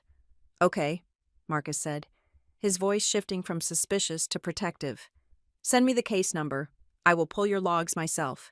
Nobody is touching your employment status without going through legal. I will lock your account access temporarily just to cover our bases, but I will not terminate you. Thank you. Marcus. I said. I hung up. I felt like I had run a marathon. Every time I blocked a punch, they threw another one from a different angle. They were relentless. I looked at Officer Brooks. They called my job. I said, they told security I was embezzling. Brooks shook her head in disgust. They are trying to isolate you, she said. It is classic abuser behavior. Cut off the money, cut off the support system, cut off the job. Make the victim entirely dependent on the abuser for survival. She closed her notebook with a snap. We are done here, she said. You have the fraud hold. You have the lawyer. You have the police report. Now you need to go home and secure your personal property. Do you have a safe place to stay tonight? I can stay at a hotel. I said, but I need to go to my apartment first. I need clothes. I need my laptop. We will escort you. Officer Keene said, we will follow you to your residence. We will wait while you pack. And if your parents show up, they will be having a very long conversation with us." The drive to my apartment was a blur. I drove mechanically, checking my rearview mirror every few seconds to make sure the patrol car was still behind me. The city looked the same as it had this morning. But I felt like an alien walking through a simulation. When I pulled into my building's garage, the police car idled at the curb. I waved to them, signaling I would be quick. I took the elevator up to the 4th floor. My heart was pounding. I half expected to find Graham and Vanessa sitting on my sofa, sipping tea, waiting to tell me it was all for my own good. I walked down the hallway to apartment 402. The hallway was empty. The carpet was vacuumed. It was quiet. I reached for my keys, but then I stopped. There was something on the floor, lying on the welcome mat, just halfway tucked under the door. Was a large manila envelope. It was thick. It was ominous. I stared at it. It had not been mailed. There was no postage. Someone had walked into my building, taken the elevator up, and slid this under my door by hand. I unlocked the door and pushed it open, kicking the envelope inside with my foot before slamming the door and locking the deadbolt. I checked the apartment. Empty. Secure. I picked up the envelope. My hands were trembling so hard I could barely open the metal clasp. I pulled out the stack of papers. It was a legal petition. Petition for appointment of emergency temporary guardian of the property and person. The petitioner, Graham Parker and Vanessa Parker. The respondent, Emery A. Parker. I flipped through the pages. It was a draft. It was not stamped by the court yet. It was a threat. Attached to the back were exhibits. Exhibit A was the fake doctor's letter. Exhibit B was a printout of my bank account balance, showing the freeze. Exhibit C was a printout of the anonymous ethics complaint to my company, typed up as if it were a sworn statement. They had printed out their own lies and attached them as evidence. But it was the sticky note on the front page that made my blood run cold. It was written in my mother's elegant, cursive script, the same handwriting she used for thank you notes and birthday cards. It read, "Emery, darling, we do not want to file this. It will become a public record. It will ruin your reputation forever. Everyone will know you are sick. Unlock the account. Sign the real power of attorney. If you do, we burn this. If you don't, we file it tomorrow morning at 9 o'clock. Love, Mom." I stared at the note. Love, Mom. She was offering me a choice. I could be robbed, or I could be destroyed. I could give them the money and keep my freedom, or I could fight them and have my name dragged through the mud of the public court system, labeled as a mental patient for the rest of my life. I looked around my apartment. I looked at the photos of my friends on the fridge. I looked at my diploma on the wall. They wanted to take all of this away. I walked over to the shredder in the corner of my home office. For a second, I thought about shredding it. I thought about pretending I never saw it, but then I remembered the lawyer's voice, Holloway and Crane. I do not care what the bank says. I want the evidence. This envelope was not a threat. It was a confession. It was proof of premeditation. It was proof of blackmail. I did not shred it. I took my phone out and photographed every single page. I photographed the sticky note. I photographed the envelope. Then I put the papers back in the envelope and shoved it into my bag alongside my laptop and my passport. I walked to the door. I was not going to hide. I was not going to negotiate. They said they would file at 9 o'clock tomorrow. Good. I would be there at 8:30, and I would not be alone. I opened the door and walked out, leaving the empty apartment behind. The time for being a daughter was over. The time for being a defendant was over. I was the plaintiff now. I sat in the stiff armchair of the hotel room Officer Brooks had secured for me. The blackout curtains were drawn, but the glow of my laptop screen illuminated the small space like an interrogation lamp. On the screen was the image Renee had exported from the bank security feed. It was the wrist of the imposter, magnified, until the pixels blurred into abstract blocks of color. Officer Brooks had sent me a secure message 10 minutes ago. We need a name. Emery, the biometric mismatch is our strongest evidence, but we need to identify the person attached to that wrist. I stared at the black ink on the woman's skin. In the bank office, I had only seen a shape. Now, staring at the high-resolution still. I saw the details. It was a geometric design, a stylized sun with sharp, triangular rays, sitting just above the ulna bone. My stomach twisted into a knot that felt like physical sickness. I knew that tattoo. I had paid for half of it. 2 years ago. For her 25th birthday. My sister Sloane had decided she wanted to be rebellious in the safest, most suburban way possible. She wanted a matching tattoo with her best friend since college, a girl named Chloe. They had gone to a boutique parlor in the city. Sloane got a geometric moon on her left wrist. Chloe got the geometric sun on her right. I looked at the screen again. The woman in the video was using her right hand to sign the document. The tattoo was a sun. It was not Sloane, but it was someone who lived in Sloane's orbit. It was someone who sat at our dinner table during Thanksgiving. It was someone who knew my face, knew my mannerisms, and apparently knew the price of her own integrity. My phone rang. The screen lit up with a photo I had taken years ago, Sloane making a silly face over a margarita. I stared at it. I did not want to answer. If I answered, I would have to accuse her. If I answered, I would have to hear her lie. But I needed the truth. I swiped the green button and put the phone to my ear. I did not say hello. I did not say her name. I just listened. Emery. Her voice was unrecognizable. Gone was the snide, superior tone she had used on the conference call this morning. Gone was the little sister who thought she was the favorite. She sounded small. She sounded terrified. I know who she is. Sloane, I said. My voice was flat, devoid of the anger I felt boiling underneath. I am looking at a security photo of a right wrist with a geometric sun tattoo. There was a sharp intake of breath on the other end. It was Chloe. Wasn't it? I asked. Sloane let out a sound that was half sob, half gasp. I did not know. She stammered. I swear on my life, I did not know she was going to the bank. You were on the phone with Mom and Dad this morning. I said, you laughed when they told me I was unstable. You said Dad was protecting me. You were part of the script. I thought they were just freezing the account, Sloane cried. Her voice cracked. Mom told me you were having a breakdown. She said you were spending money like crazy and we had to stop you before you hurt yourself. I believed her. I thought I was helping. And the part where Chloe puts on a wig and pretends to be me, I asked, did you think that was helping too? I did not know about that. Sloane insisted. But what? But last week, Dad asked to borrow my laptop, she whispered. He said their printer was jammed and he needed to print some insurance forms. He had Chloe come over to help him organize the files because she is good with administrative stuff. They were in the study for 3 hours with the door closed. I closed my eyes.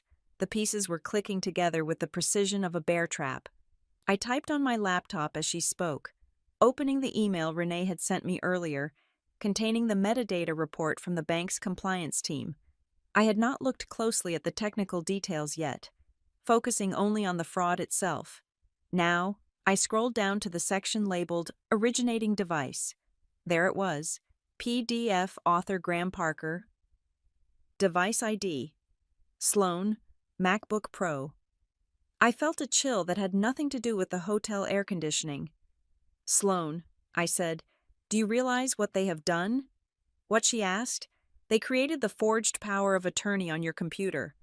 I said, the digital fingerprint on the document that stole my identity leads directly to your serial number.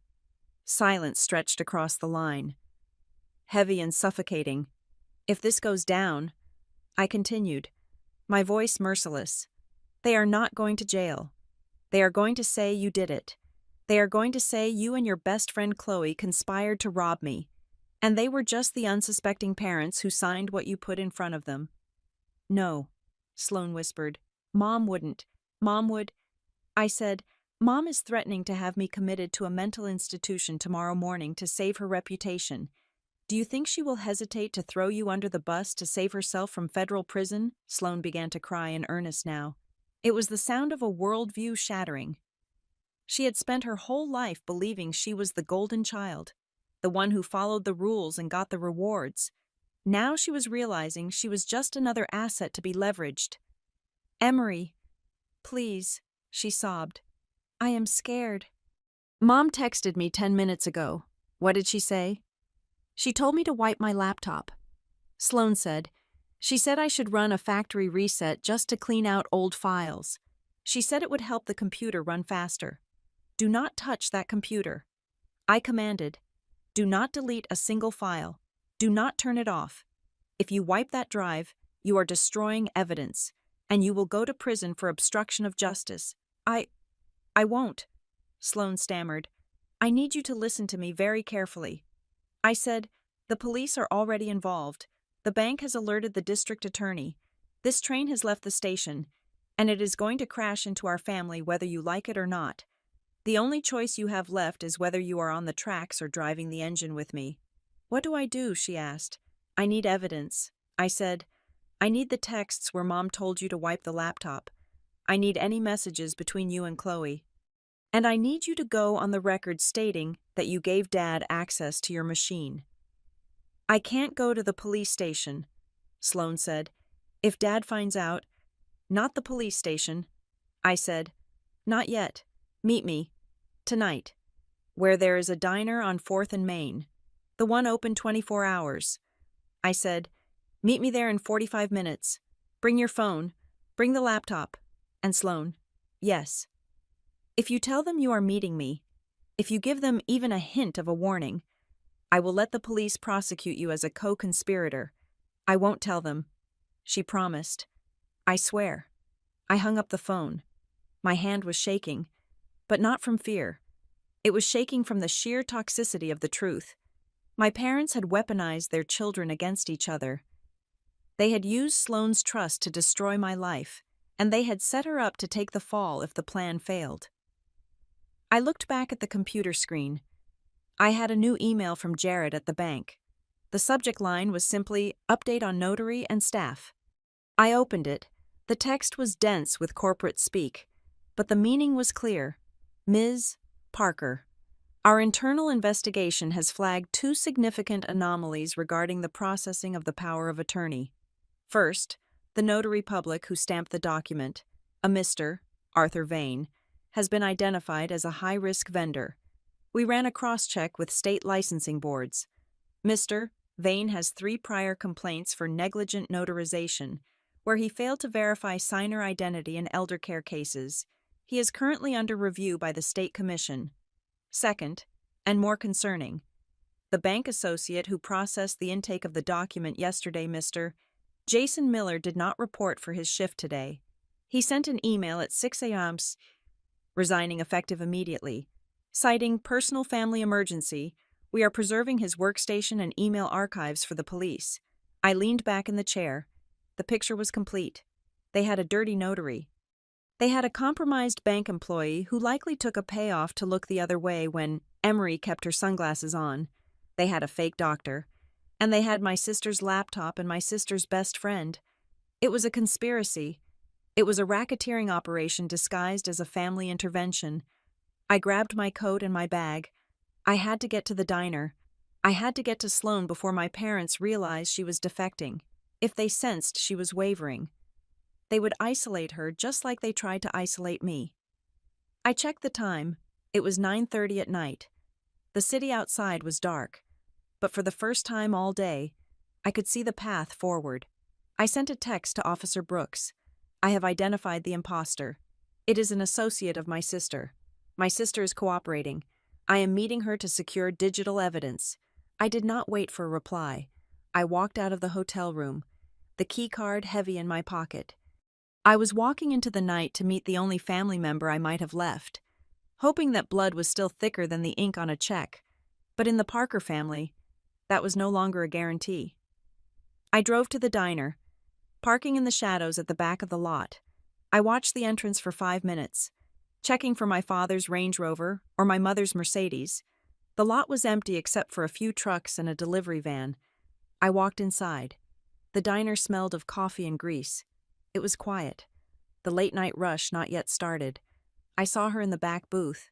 Sloan looked terrible. She was wearing a hoodie pulled up over her head, her face scrubbed clean of makeup, her eyes red and puffy. She had her laptop bag clutched to her chest like a shield. I slid into the booth opposite her. She looked up, and I saw the fear in her eyes. It was the fear of a child who realizes the monsters under the bed are actually the people sleeping down the hall. "You brought it?" I asked. She nodded. She pulled the silver laptop out of the bag and placed it on the table. "And the texts?" I asked. She unlocked her phone and slid it across the table to me. "Read the thread with Mom," she whispered. I scrolled up. "Sloan, Mom. Emery is freaking out. She says the bank is investigating. Mom, ignore her. She is manic. We have it under control. Sloan. She says there is a police report. Mom, there is no report. She is lying. Just stay home. Sloan. Mom. Did you use my computer for the bank forms? Mom. Sloan. Stop asking questions. Do not talk to anyone. And run a cleaner on your laptop tonight. It's cluttered. Do it now." I looked up at Sloan. "She told you to destroy evidence." I said, "That text message alone is obstruction of justice." Sloan wiped her nose with her sleeve. "There is more," she said. "Look at the messages with Chloe." I opened the thread with Chloe. Sloan. Chloe. "Where are you, Chloe? I can't talk." Sloan. Emery says someone pretended to be her at the bank. She says they had a sun tattoo. Chloe. Sloan. Chloe. Was it you? Did my dad ask you to do it, Chloe? He said it was just a formality. He said Emery was sick and refused to sign the papers to pay for her treatment. He said they needed someone to stand in so they could access the funds to get her help. He gave me $5,000 for my tuition. Sloan. I didn't know it was a crime. I lowered the phone. $5,000. My identity was sold for the price of a community college semester. They lied to her too. Sloan said softly, "They told her you were refusing treatment, and they needed the money to save your life. It was the perfect lie. It made Graham and Vanessa look like desperate, loving parents breaking the rules to save their child, and it made Chloe feel like a hero for helping them. They manipulated everyone." I looked at my sister. For years, I had resented her. I thought she was their spy. I thought she was their clone, but she was just another pawn. I slid the phone back to her. "We need to go." I said. "Go where? To the police station?" I said. Sloan shook her head, panic rising again. I can't turn them in." "You are not turning them in," I said, reaching across the table to grab her hand. My grip was hard. I was not coddling her. I was saving her. "You are saving yourself, because if you don't walk into that station with me right now and hand over that phone, when the police knock on your door tomorrow and you will be a suspect. Tonight, you are a witness. Tomorrow, you are an accomplice. Choose." Sloan looked at me. She looked at the laptop. She looked at the door. Then, slowly, she nodded. "Okay," she whispered. I stood up. I put cash on the table for the coffee neither of us had ordered. "Let's go," I said. We walked out into the cool night air. The wind had picked up, cutting through my coat, but I didn't feel the cold. I felt the heat of the fire that was about to burn my parents' house of cards to the ground. They had bet on family loyalty. They had bet on silence. They had bet wrong. The digital clock on the wall of the precinct interrogation room read 3 o'clock in the morning. The air was stale, smelling of cold coffee and industrial cleaner, but my mind was sharper than it had been at noon. I sat next to Sloan, who was dozing intermittently with her head on her folded arms. My phone, plugged into a wall charger, was my lifeline to the war being waged on my behalf while the city slept. My lawyer, Elias Crane, was not sleeping. He had proven to be exactly the kind of shark officer Brooks had promised. My inbox pinged with a copy of a document he had just served electronically to the legal department of Brightwell Trust and Savings. As well as the police commissioner's office, it was a preservation of evidence demand. It was terrifyingly comprehensive. Crane was not just asking them to save the video of my parents. He was demanding the preservation of every digital footprint associated with the Parker family accounts for the last 5 years. He demanded server logs, internal chat transcripts between bank employees, badge access records for the teller line, and the metadata for every document uploaded to the trust portal. He was locking the doors and trapping the ghosts inside. 10 minutes later, a new email arrived. This one was not from Crane. It was from Kendra Shaw, the head of trust compliance at Brightwell. Renee had looped her in after the fraud hold escalated to level 4. Kendra was the person who looked at the architecture of the crime, not just the crime itself. The subject line read, "Pattern Analysis and Internal Protocol Breach." I opened the attachment. It was a forensic report, dense with banking jargon, but the conclusion was highlighted in yellow. Kendra had run the text of the power of attorney document through a national fraud database. Usually, these documents are standard legal templates downloaded from state websites, but this one had specific phrasing in the liability clause. It contained a grammatical error in the third paragraph, a misplaced comma that changed the meaning of the fiduciary duty. That error was a fingerprint. Kendra found that this exact template, with the exact same error, had been flagged in a fraud alert bulletin 6 months ago. It originated from a forum on the dark web dedicated to elder financial abuse strategies. My parents, or whoever was advising them, had not gone to a lawyer to draft this. They had downloaded a kit designed for stealing assets from incapacitated relatives. But the report went deeper. Kendra had cross-referenced the language in the fake doctor's letter with the account opening documents for the Parker Household Stabilization account. I read the findings aloud, my voice low so I did not wake Sloan. The account purpose code was listed as family maintenance, but in the notes field. The banker who opened it had typed a specific justification, temporary control while beneficiary is impaired. I switched tabs to the fake doctor's letter. The second sentence read, "This letter is to certify that Ms. Parker is currently impaired regarding her financial capacity." The word impaired. It was not a standard medical term for a manic episode. A doctor would say incapacitated or acute distress. Impaired was a specific legal trigger word used in trust documents to bypass beneficiary approval. They were using the same script across different platforms. The doctor, the bank account notes, and the power of attorney were all singing from the same hymn sheet. This proved it was not an emotional reaction to a crisis. It was a coordinated narrative. I looked at the bottom of Kendra's report. There was a section titled Employee Conduct Review. This was the smoking gun. Renee and Kendra had pulled the audit logs for the employee who processed the power of attorney. The man who had resigned this morning, Jason Miller, in a standard in-person verification.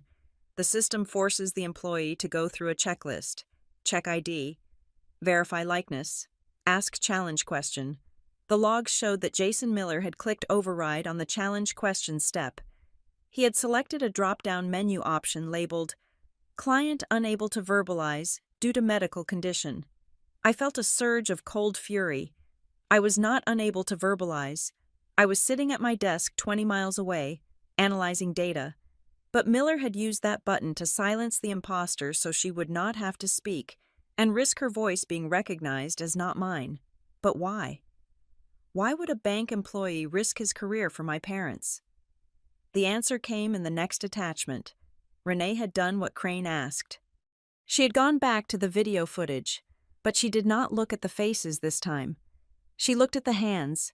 The video file was titled Lobby Camera 4 Angle B. I clicked play. The footage was grainy, taken from a camera positioned high in the corner behind the teller line. It showed the back of Jason Miller's head and the front of the counter where my parents stood.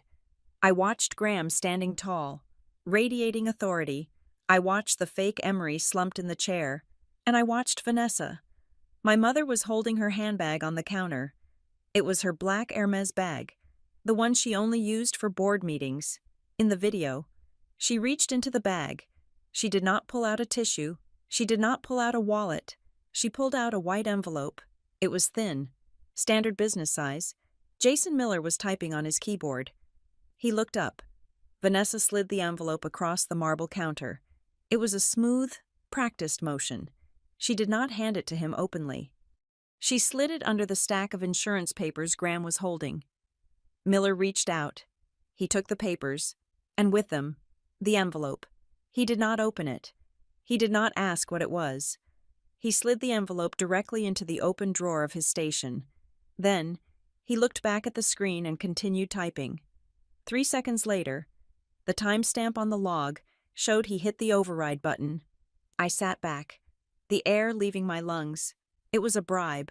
My mother, The woman who chaired the charity gala for the local library, the woman who scolded me for not writing thank you notes, had walked into a federally insured bank and bribed an employee to steal my identity. This changed the complexion of the entire case. This was not just fraud. This was corruption. This was a conspiracy involving an internal bad actor. I nudged Sloane. She jumped, her eyes flying open. "Wake up," I said. "You need to see this." Sloane rubbed her face, looking at the screen. She watched the video of the envelope slide across the counter.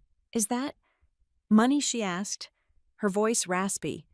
"I doubt it was a thank you card," I said. Sloane stared at the screen, her face pale. "I have something too," she whispered. She unlocked her phone. I was looking through the archive folder.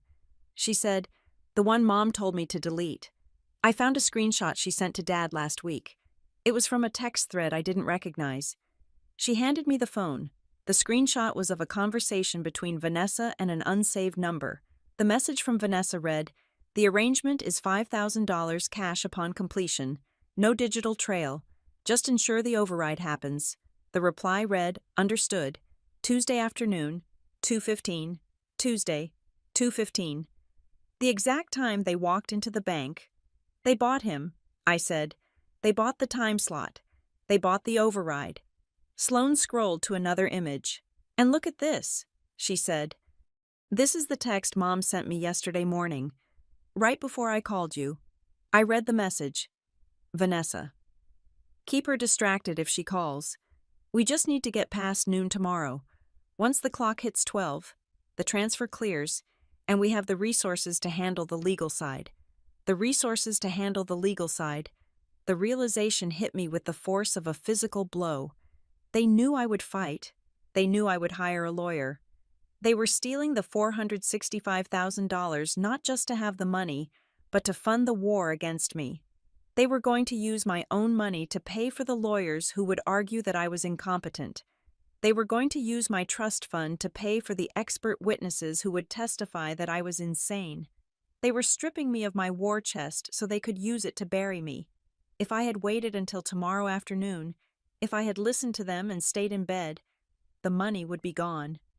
I would be trying to hire a lawyer with $0 in my account, while they sat on a $500,000 defense fund that belonged to me. It was diabolical. It was brilliant.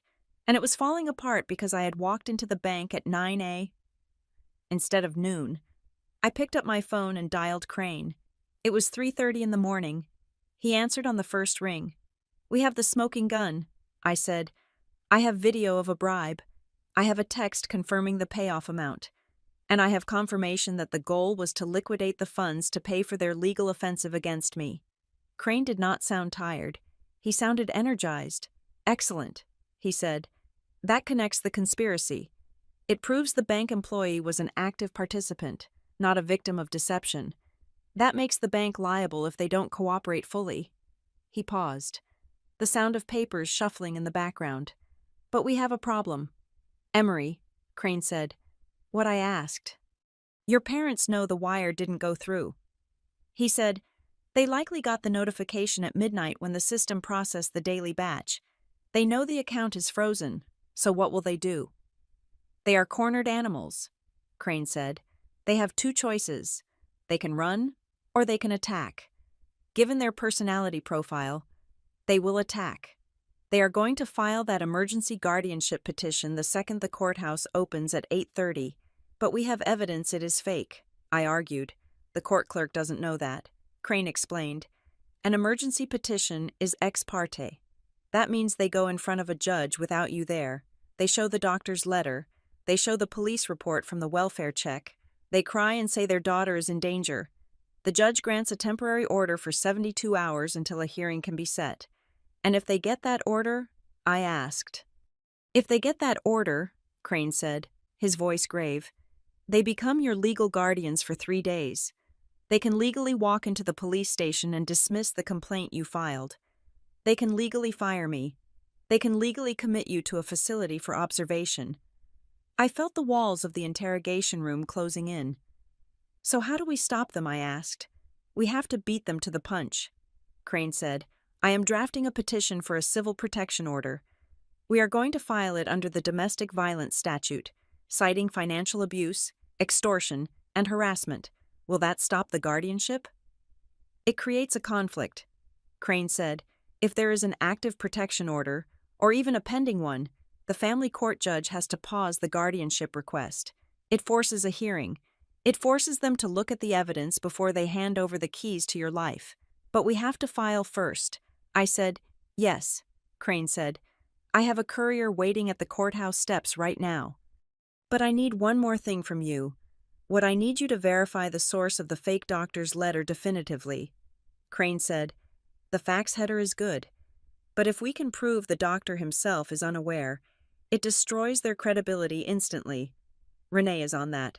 I said, she was calling the clinic. Check with her. Crane ordered, I need that affidavit. If we can walk into court and say, here is an affidavit from the real doctor, Thorne stating he has never met Emery Parker. The judge will throw their petition in the shredder. I hung up and texted Renee. Did you reach Dr. Thorne? The reply came 2 minutes later. Yes. I woke him up. He is furious. He says he has been on a sabbatical in Europe for 3 months. He hasn't seen a patient in 90 days. He is emailing a sworn statement now. He wants to press charges for identity theft too. I forwarded the text to Crane. It was over. Or at least, the deception was over.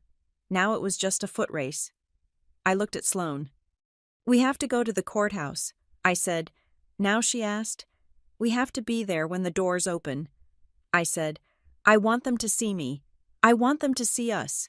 I want them to know that their impaired daughter is standing on the steps of justice, wide awake and ready to burn them down.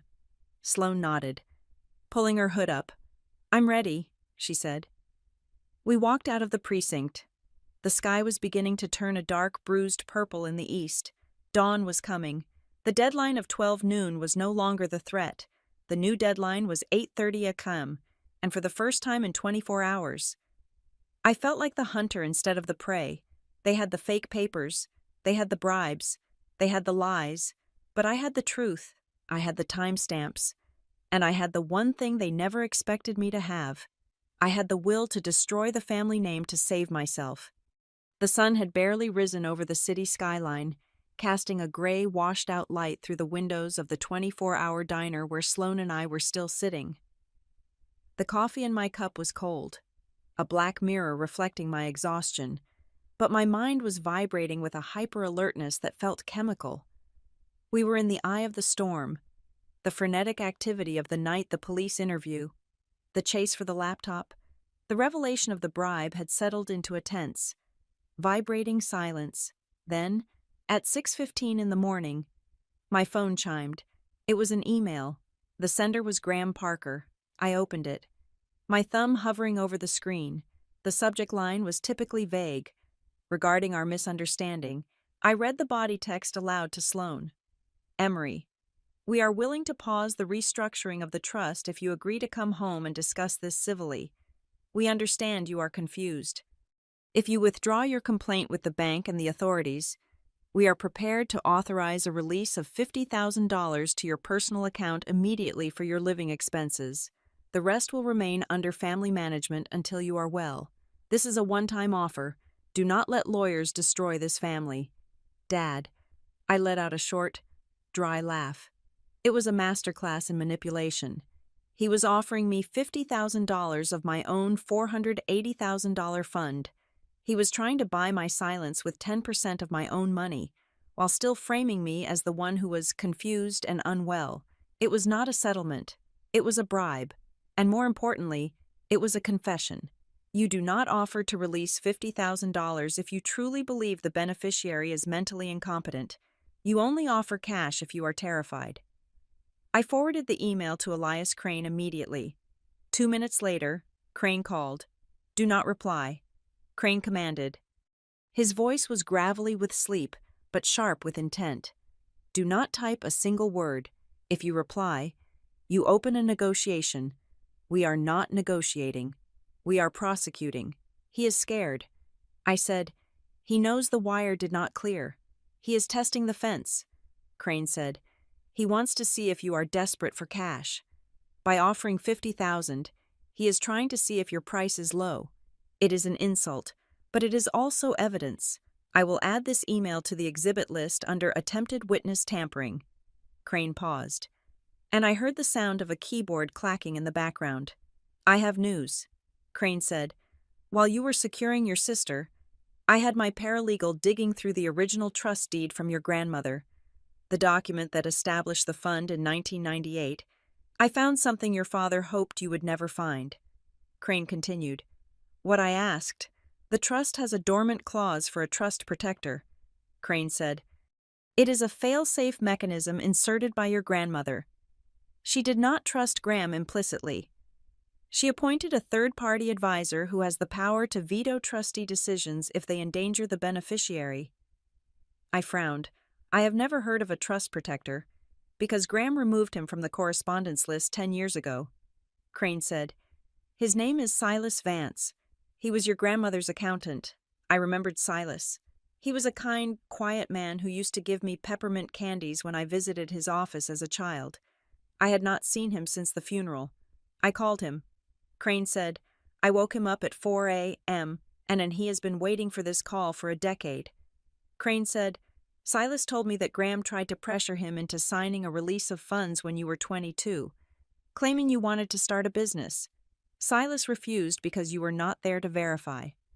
Graham threatened to ruin his reputation, so Silas stepped back, but he never legally resigned his protectorship. He is willing to testify," I asked.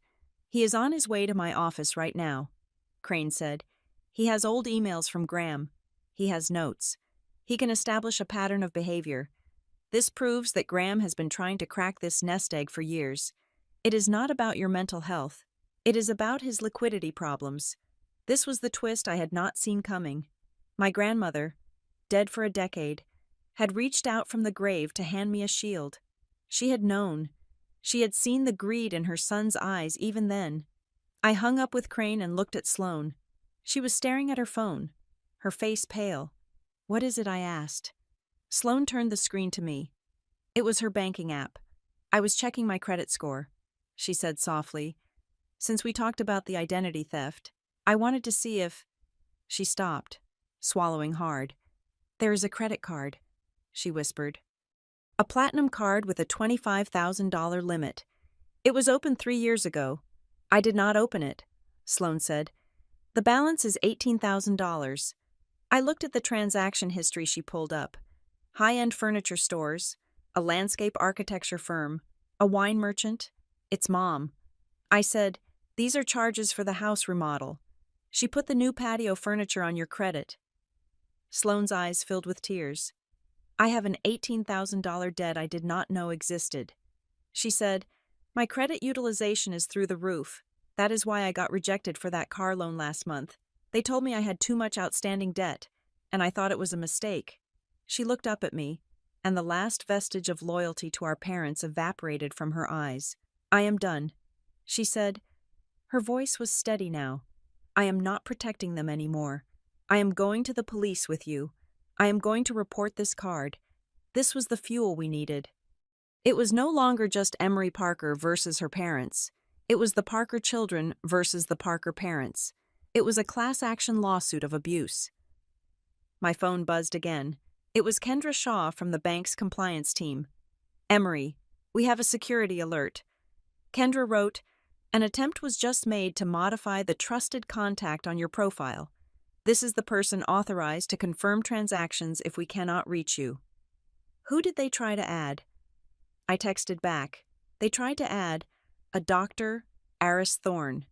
Kendra replied, "The request originated from an IP address in the residential neighborhood of Oakwood Lane, my parents' house. They were trying to insert the fake doctor into the bank's security protocol. If they succeeded, the bank would call Dr. Thorne to verify the wire transfer. And the fake doctor, likely my father on a burner phone, would approve it. I need you to sign an enhanced protection directive immediately." Kendra wrote, "I am sending it via secure DocuSign. This removes all online modification capabilities. It means you cannot change your address, your phone number, or your contacts without standing physically in front of a branch manager with 2 forms of ID. Send it," I typed. The document appeared on my phone. I signed it with my finger, pressing down hard on the glass. Access locked. Now. The board was set. I looked at the time. 7:45. We have to go. I said to Sloan, "The courthouse opens in 45 minutes. We got into my car. The drive to the courthouse was silent. The city was waking up, oblivious to the fact that a family was about to destroy itself in the public record. As we drove, Crane called again. "We have a situation with the imposter," he said. "Chloe." I asked. "Yes, Officer Brooks just called me. They picked her up at her dorm room an hour ago. She was packing a bag. Did she talk?" "She is singing," Crane said. "But she is scared. She claims she didn't know about the forgery. She says she just sat there, but Brooks showed her the multiple camera angles. The one from the ceiling, the one from the ATM vestibule. They have her signing the logbook at the front desk. That is forgery.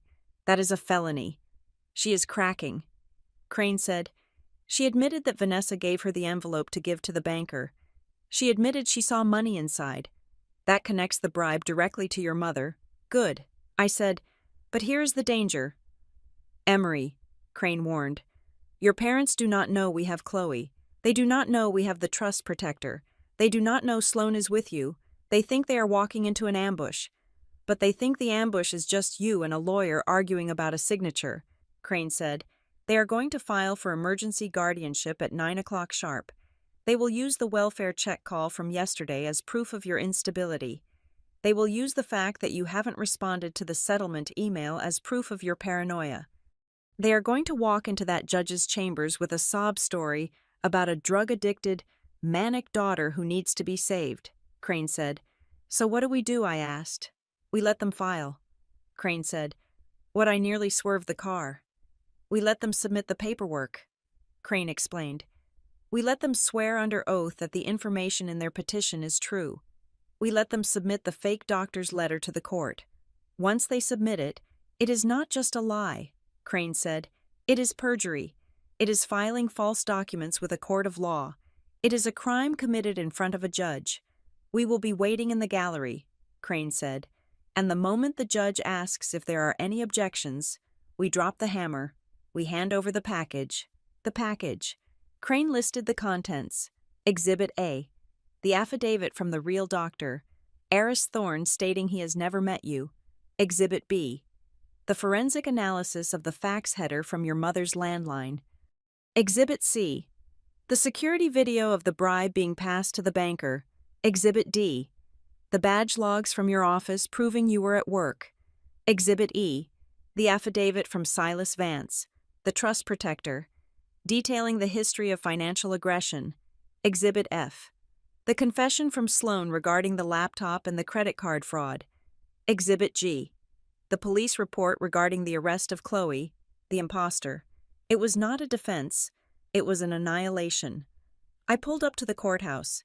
The building was massive, stone and glass, a monument to the idea that truth matters. I saw Crane standing on the steps. He looked like a weapon in a suit. Next to him stood an older man with white hair, Silas Vance, and next to them stood Officer Brooks. We got out of the car. Sloan walked close to me. Her hood down now. She was done hiding. Crane walked up to us. He did not smile. "They are inside," he said. "They just went through security. Your father is wearing his lucky tie." I felt a surge of adrenaline, cold and sharp. "Let's go," I said. We walked up the steps.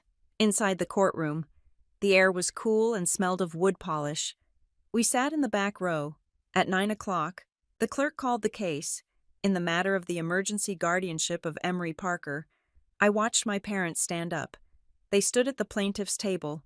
They looked perfect, concerned, dignified, sad.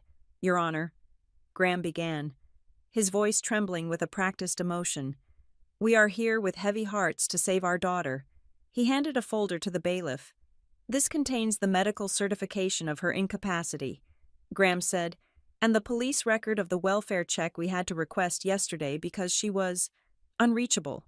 The judge, a stern woman with glasses, took the folder. She opened it. She looked at the fake letter. Is the proposed ward present? The judge asked. My father shook his head. No, Your Honor. She is currently not in a state to appear. She is hiding.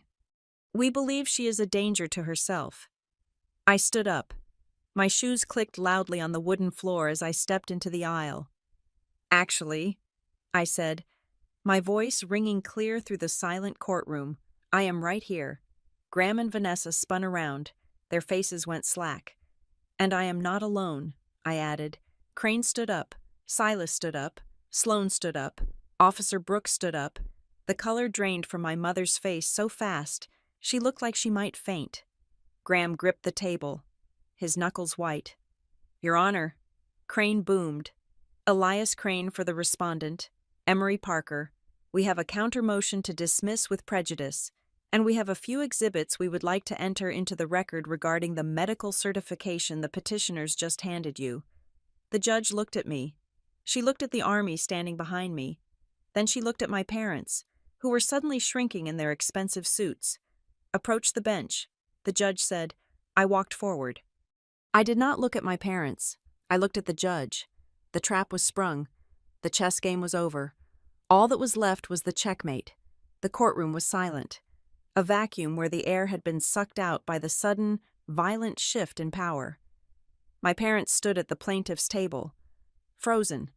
Graham's hand was still extended, holding the fraudulent folder, but his eyes were darting from me to Elias Crane, then to Officer Brooks, and finally to Sloane. He was calculating the odds, running the numbers like he always did, but for the first time in his life, the equation returned a result he could not manipulate. Judge Sterling adjusted her glasses. She did not look at the folder Graham was offering. She looked at Crane. Mr. Crane, the judge said, her voice cutting through the room like a gavel strike. You mentioned a countermotion. We do, Your Honor, Crane said. He walked toward the bench, placing a thick, bound document on the polished wood. This is a motion to dismiss the petitioner's request for emergency guardianship on the grounds of fraud, perjury, and malicious prosecution. We are also filing for an immediate civil protection order against Graham and Vanessa Parker on behalf of my client. Graham found his voice. It was shaky, stripping away the confident veneer he had worn into the room. Your Honor, this is absurd, he stammered. Our daughter is unwell. This is exactly the kind of paranoia Dr. Thorne warned us about. She has hired people to create a scene. Crane did not argue. He simply pointed to the document. Exhibit A. Crane stated, a sworn affidavit from the real doctor, Eris Thorne, notarized 3 hours ago. He is currently in London. He has never met Emery Parker. He has never treated Emery Parker. He is currently filing charges for identity theft against the petitioners. The judge opened the binder. She read the first page. Her eyebrows pulled together. Graham's face went gray. Vanessa gripped his arm, her knuckles white. Exhibit B. Crane continued. Relentless. A forensic analysis of the fax header on the medical letter submitted by the petitioners. The document originated from the residential landline registered to Graham and Vanessa Parker. They faxed a fake doctor's note from their own kitchen. The judge looked up. Her expression had shifted from curiosity to cold fury. Mr. Parker, she said, do you have an explanation for why a medical professional's certification was sent from your private residence? Graham opened his mouth, but no sound came out. He looked at Vanessa. Vanessa looked at the floor. Crane did not stop. He was a demolition crew, and he had not yet reached the foundation. Exhibit C, he said, surveillance footage from Brightwell Trust and Savings. Taken yesterday at 14:15. It shows the petitioners entering the bank with a third party who is impersonating my client. Crane paused for effect. And Exhibit D, he added. A statement from Chloe Miller, the woman in the video. She was arrested this morning. She has confessed that Vanessa Parker paid her $5,000 cash to impersonate Emery Parker and sign a power of attorney. She states that Vanessa Parker told her it was a formality to help a sick relative. The courtroom gasped. It was a small sound, coming from the court reporter. But it echoed loudly. Judge Sterling closed the folder. She took off her glasses and placed them on the desk. She looked at my parents with a look of absolute disgust. "This is not a guardianship hearing," she said. "This is a crime scene." She turned to the bailiff. "Secure the doors," she commanded. Then she looked at Officer Brooks, who was standing at attention in the back. "Officer, do you have jurisdiction here?" "I do." "Your Honor," Brooks said, stepping forward, "we have active warrants pending based on the evidence provided this morning." Judge Sterling nodded. "The petition for emergency guardianship is dismissed with prejudice," she ruled. "I am granting the respondent's request for a full civil protection order effective immediately. The petitioners are to have no contact with Emery Parker or Sloan Parker. They are to come nowhere near their residences or places of employment." She looked at Graham. "And I am referring this entire transcript to the district attorney's office for immediate review regarding charges of perjury, fraud, and conspiracy. Get out of my sight." My parents did not move. They looked at me. For a second, I thought Graham was going to scream. I thought he was going to lunge across the aisle. But he just looked at me with a profound, terrifying confusion. He could not understand how the asset he had managed since birth had suddenly developed teeth. Officer Brooks walked up to them. "Mr. and Mrs. Parker," she said, "we need you to come to the precinct to answer some questions regarding the events at the bank." They were not handcuffed in the courtroom. That would have been too simple. Instead, they were escorted out, flanked by police, stripped of their dignity in front of the very system they had tried to weaponize. As they passed me, Vanessa looked at Sloan. "Sloan," she hissed, "you ungrateful child." Sloan did not flinch. She stood next to me, her chin high. "I learned from the best." "Mom," Sloan said. We watched them leave. The heavy wooden doors swung shut behind them, sealing them into a new reality where they were no longer the authors of the story. I turned to Crane. He was organizing his papers, his face impassive. "Is it over?" I asked. "The legal threat is over," Crane said. "The criminal nightmare for them is just beginning." "But we have one more stop." We went back to the bank. The atmosphere at Brightwell Trust and Savings had transformed. Yesterday, it had been a place of polite obstruction. Today, it was a fortress of apology. Renee met us at the door. She looked tired but relieved. Kendra Shaw was with her. "Ms. Parker," Renee said, "we have completed the internal audit." She led us back to the conference room. This time, there were no police officers, only bankers looking to save their reputation. "First," Renee said, "we have recovered the test transfers. The $4,000 and the $9,500 that were moved to the stabilization account have been clawed back. The receiving account has been frozen and flagged as a vehicle for fraud." She slid a paper across the desk. "Second," she said, "we have terminated Jason Miller. The police have seized his computer and his personal phone. He is currently cooperating with the investigation regarding the bribe." She looked at me. "And third," she said, "we have implemented the enhanced protection protocol you requested. But we went a step further." Kendra turned the monitor so I could see. "Your trust is now under a lockbox agreement," Kendra explained. "It requires triple verification, biometric scan, a verbal password, and a countersignature from an appointed legal representative." She pointed to the screen. "We have listed Elias Crane and Silas Vance as the mandatory countersigners." She said, "Even if someone kidnaps you and forces you to scan your face, the money does not move unless Mr. Crane or Mr. Vance approves it independently." It was an iron dome. My money was no longer just numbers in a database. It was behind a wall of human and digital shields. "Thank you," I said. I looked at the balance on the screen. $480,000. It was all there, every cent. I walked out of the bank into the bright midday sun. The clock on the street tower read 12:15. Yesterday. This was the time I was supposed to be destitute. Yesterday. This was the time my life was supposed to end. Instead, I was standing on the sidewalk, holding a cup of coffee Sloan had bought me, breathing air that felt cleaner than it had in years. Sloan looked at her phone. Dad just left a voicemail. She said, her voice was tight, "Do not delete it." I said, "Play it." She put it on speaker. Graham's voice filtered out into the city noise.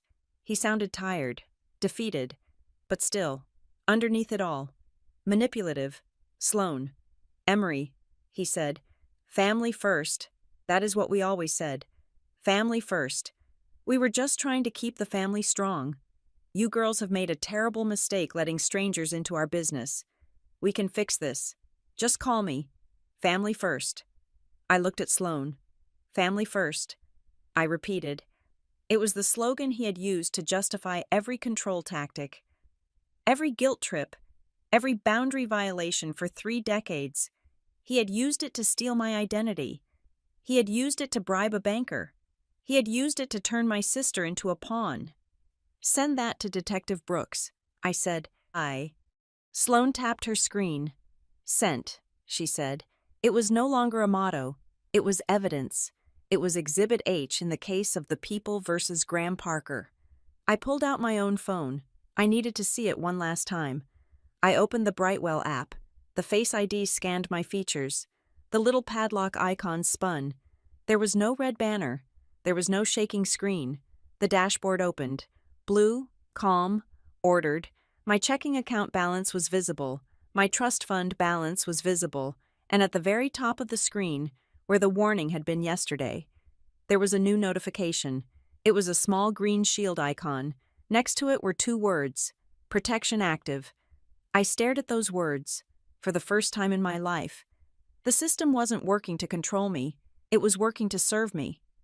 My parents had tried to use the institutions of power, the bank, the law, the medical system to crush me, but I had turned those very institutions against them. I had locked the door. And for the first time, I was the one holding the key. I looked at Sloan. Let's go get lunch, I said. I'm buying. Sloan smiled. A real smile this time. With the trust fund money, she asked. No, I said. With my paycheck. The trust fund stays right where it is. Safe. We walked down the street. 2 sisters who had survived the fire, leaving the ashes of our parents' expectations behind us. The clock struck 12:30. The day was just beginning. Thank you so much for listening to this story on Helena Revenge Stories. I would love to hear where you are tuning in from today. So please drop a comment below with your city or country and let me know what you would have done if you were in Emery's shoes. If you enjoyed this takedown, please hit that like button, subscribe to the channel, and smash the hype button to help this story get recommended to more people who need to see justice served.